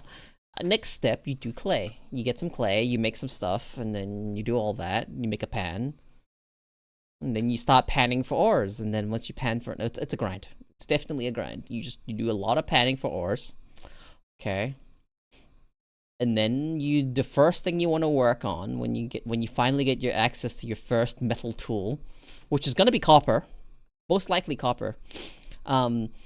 You then make a copper saw, and with the saw you can make lumber, and then with the lumber you can make a sluice. Now you can automate your panning. All that gravel and all that stuff, and now you can also clean your ores. You throw it in the sluice, and then the sluice does the job, cleans it up, then you process it, and then you've got workable powders and stuff to make into ingots. And then you slowly move your way up the Middle Ages. Eventually, if you progress far enough, you can get guns.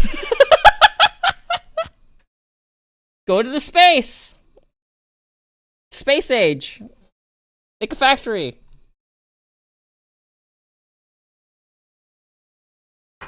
Yeah, it's definitely a long-term pack.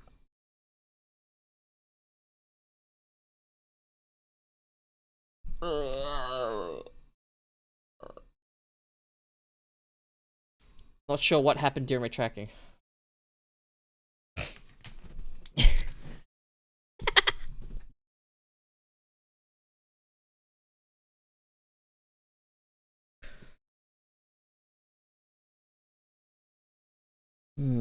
But yeah, would have been fine if I could get to all those stages, but in likelihood, after I end stream, I'm probably just gonna play more Minecraft anyway.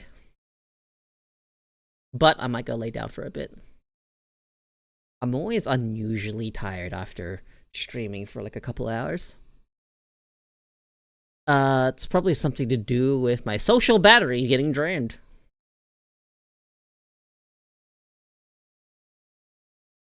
Although I remember being able to sit and just talk for hours and hours and hours, and that was the norm. Because I didn't feel tired when I was in VR. I find that really strange. Being able to sit here at desktop and just kind of feel kind of tired. But when I'm in VR, I can just I will lose track of time. 8 hours will pass and I'll be like, oh, what the fuck? It's so different. It's so different. Gotta re-level your yap skill. Look, the difference between those streams and these streams aren't really that different. The main difference is that back then, there was a lot more people yapping in chat, and as long as there's people yapping in chat, look, let me tell you the secret about long streams, long talking streams, is that there's always something to respond to. There's always a new topic. There's always some words in chat being said that'll just bring the streamer to a new tangent. That's how that works. It's a two-way thing. Now, I've never really needed to level up my ability to just talk without prompt. That's a little hard. Just talking with no real direction in mind, just letting words just flow out the mouth. I do a lot of my thinking. I don't think out loud. A lot of my thinking is internal. And it's weird for me to vocalize my internal thoughts. Or at least, like, what I'm thinking. Thinking out loud is, like, hard to do for me. And, some things might make sense. I might, actually,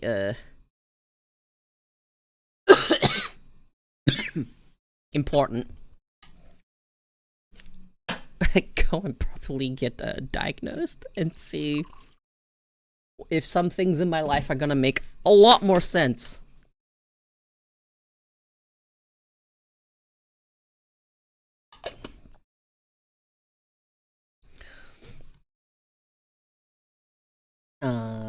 Yeah. Strange. Hey, I have a question. Alright. Are there any particular sensations, like textures and whatnot,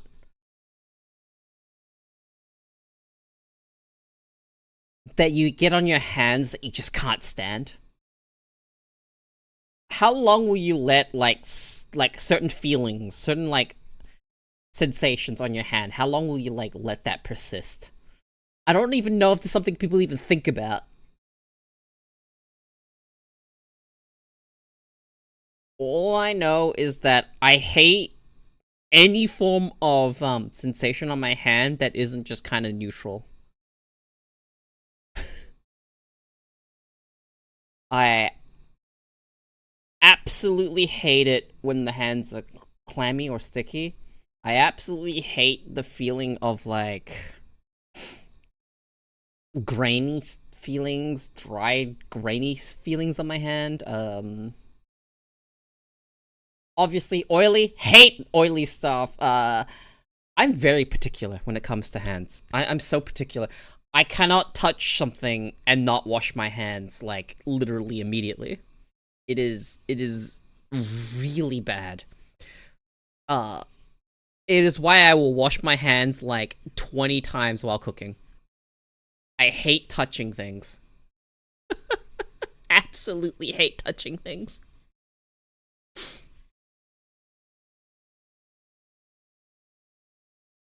I don't mind touching cloth. Fabric type textures, I'm okay with touching. Like, that stuff doesn't really, like, trigger anything. But if I touch stuff like skin on skin, it's gonna make me want to wash my hands. Like, if I shake someone's hand, I'm probably shortly after gonna go wash my hands. And it's not like an insult to them, it's a sensation thing. I hate... Yeah. Oh, I always wash with cold water. I can't stand washing with hot water. Other reason is, my hands are perpetually hot, so I always wash with cold water. Cause, hot hands. Anyone else deal with hot hands? That's another fucking problem I have, is my hands are constantly feel like they're overheating.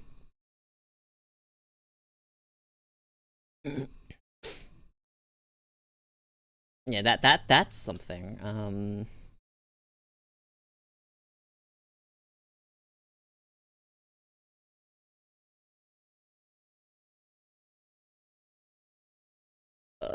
What else? Oh, other thing was the hot feet too. Hot hands and hot feet. And, honestly, I am the hot sleeper. I hate it. I need my, like, bed and all that stuff to be cool. Which is why I like, sleeping, like, just jumping into, like, a fresh bed. Like, just, it hasn't, no one slept in it, there's no heat, it's just body temp, it's just room temperature bed, and you lay in it, and it's all cool, even the blanket's cool. Oh, that's the nicest feeling. And then it gets warm, like, within, like, 20 minutes or so, and then you're like, ugh.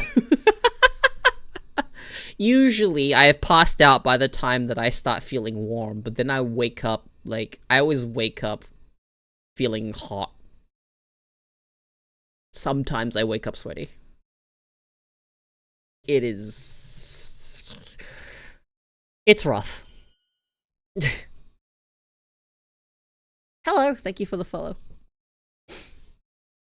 My god. I bought something recently, and, holy shit, I did not expect to drop so much money on a fucking pillow. But, I bought a thermal pillow. I bought a cooling pillow. It's, like, got, like, cooling gel and stuff, and whatnot. There's a bunch of stuff that I can't be bothered fucking looking up and remembering what was in it. All I know is that it uses, cooling infused gels and whatnot, like, throughout the entire pillow. And it is actually really nice. I like the fact that if I lay on it and my head like left a warm spot, I can just flip it over or rotate it and just sleep on a different spot, and it's just nice and cool again. And by the time it warms up, the old spot is already cold. It's so nice. I have one pillow and one blanket. That is how I sleep. Part of like the warmth getting too hot is probably due to the fact that I share a bed. And I have the body heat of an entire other person with me. Not to say that I mind it, I actually enjoy it, but like sometimes I'm just like, I'm so fucking hot.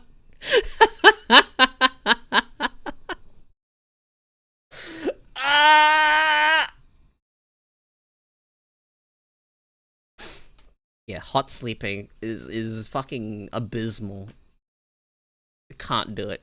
But that cooling pillow, first night I used that, oh my god, I don't think I've had better sleep. Unironically, the first night I used that pillow, I slept so fucking well. And I think it's just in general improved my sleep. Who is it? Hello? Welcome in, Raiders. I'm talking about, hot sleeping. Oh, Sumaki.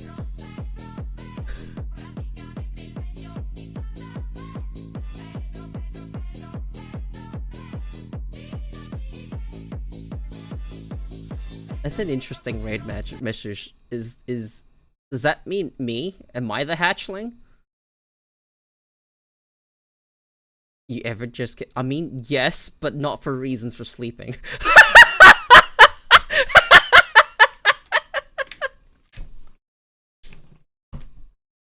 Sorry, welcome in, Raiders. What were you doing? Thank you for the raid, Sumaki. Oh yeah, that's right. So, the raid message is check in on hatchling. Is that supposed to be me? Am I the hatchling?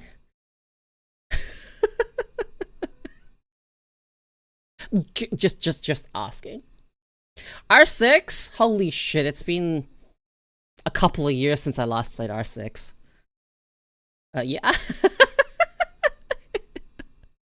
Did I get adopted without knowing?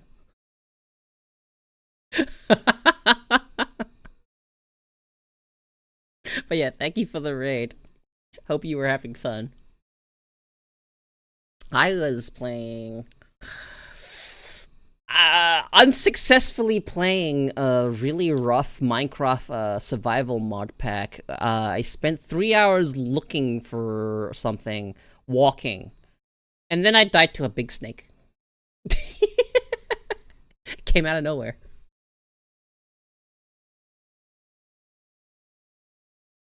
Yeah, currently I am talking about sleeping. And sleeping hot because it is such a problem. So here's a question. I know there's like different camps for people when it comes to sleeping. Do you prefer to be cooler when you sleep, or do you like it to be hot and toasty when you're sleeping? Which are you? And I feel like, depending on where you live, it actually makes a huge difference. Like, regionally, too. So if you live in a cold climate, I feel like you're more likely to say you like it warm. Clearly cold. I would love to sleep in the cold.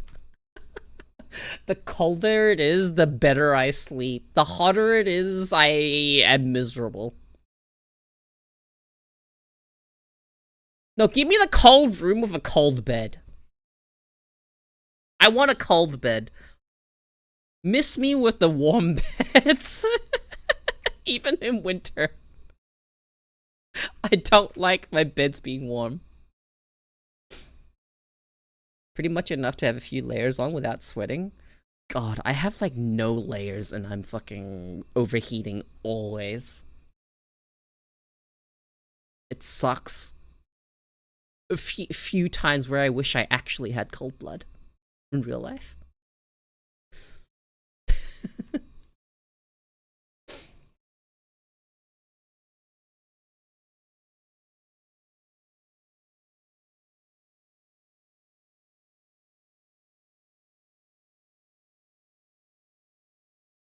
I am definitely getting more and more tired.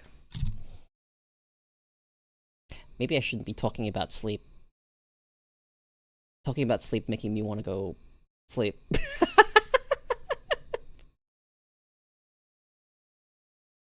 I woke up how long ago now?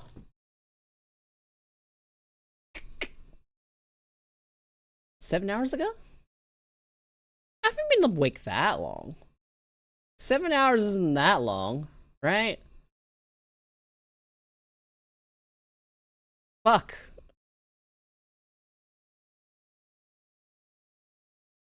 So tired.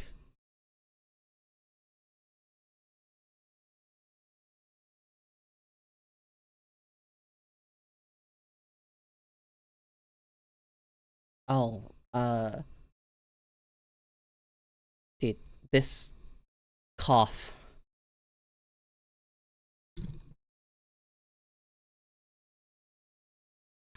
This cough that I have had for almost a fucking month now is fucking the absolute worst.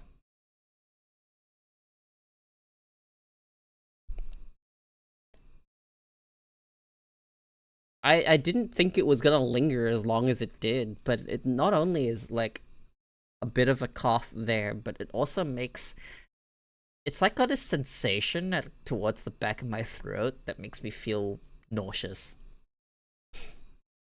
And I know it's not the cough that's making me nauseous, it's just the sensation. It's weird to describe. I don't know if anyone knows what exactly I'm talking about right now. Oh! Jingling noises. So, yeah. I feel well enough now to stream, but I'm hoping I fully recover so I can actually properly come back to streaming. I hate that I've only just shown my face every now and then and not been able to be regular on the streams. I hate feeling like I'm letting people down.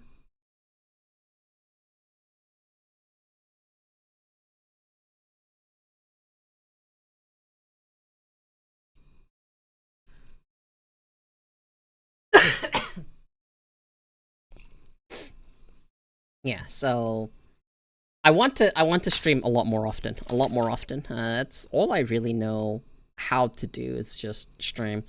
I just want to sit here, talk, maybe not even sit, maybe even stand.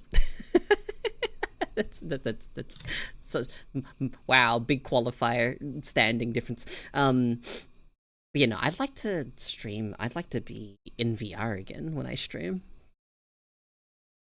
I wanna be able to do both. I miss streaming in VR. That's where I started.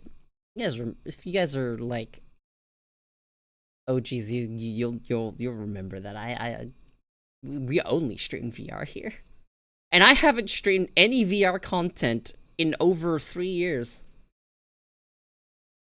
I'm pretty sure that's about as long as it's been. Yeah, I haven't streamed any fucking VR content. And I kind of want to stream VR again, which means I need to dust off my VR headset. I need to get a model to use, which is I'm working towards it. And then yeah, there's some stuff in the works for future streams. It's always something in the works. Other than just me sitting here and just blah, blah, blah, yep. But you know, don't you guys like it when streamers peepo talk? I find that I like to watch a lot of streamers just to listen to them talk about whatever the fuck. Like, it doesn't matter what the topic is, I will listen. I always enjoy sitting there and listening to people talk about their special interests.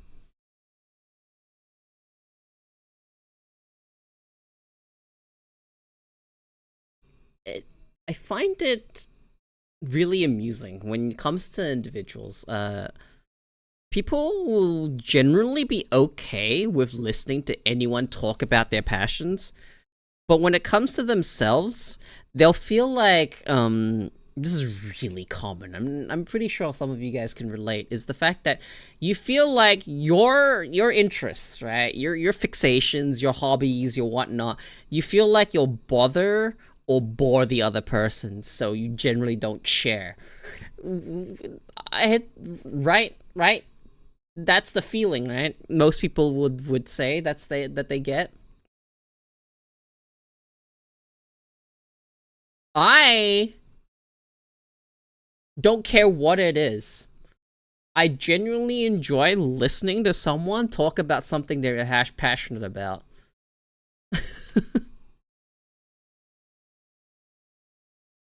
Cause I'm always, and maybe that's to do with like something to do with like the curiosity part of my brain.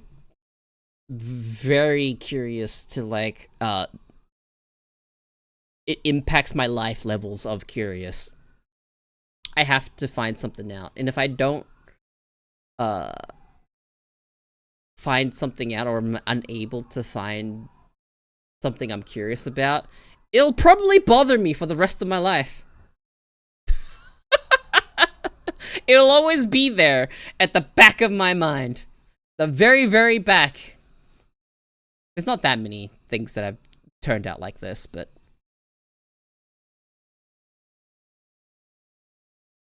yeah, I like listening to people talk. I think I've always been like that. I think I've always just liked listening to people talk. I don't know if being just a listener, like I don't think I'm just a listener. I feel like I do pretty good active listening too. I wonder if that just makes me boring though. If I'm the one that likes listening to the stories rather than the one telling the stories.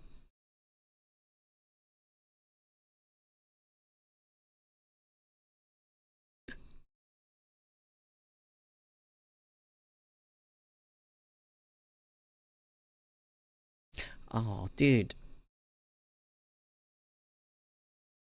I have a story for you guys. I just remembered. I just remember something happened during DreamHack. The concert was over and we were trying to find a way back, and I was talking to the group. Some random guy I didn't know, like, apparently like heard me ask something to the guys, and they started talking to me, and I really didn't know what to do. I was like, what? I'm like, I wasn't talking to you. Like, I was thinking it to myself, and I'm like, ah, shit. Well, this guy's talking at me now, and now I have to deal with this and not be mean. That was an experience. I was just like, yeah, thanks.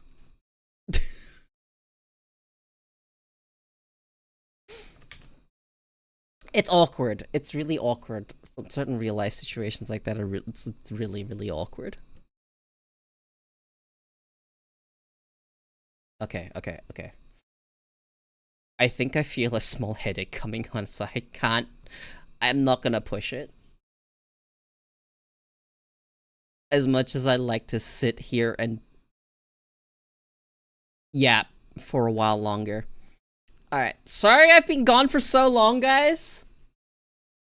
I'm gonna go again. Hopefully I'll be back really soon and not for fucking a month again. Dude, I'm so sorry that I've been so inconsistent with my streams. It'll be back. I'll try and get back into consistency again. What have you done, Cat? How have you done this? How did you knock your bed over? Okay, yeah, I feel a headache coming on. I have to end stream. Okay, let's see. Okay, I need to send you guys somewhere. Where can I send you guys?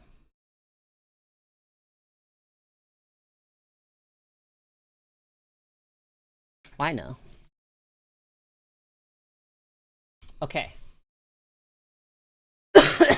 I'll see you guys next stream. Hopefully by the time I stream again, it won't be too long, and hopefully that I am feeling better. More better than I am currently. Alright, goodbye, good night, good morning, etc., etc. See you guys.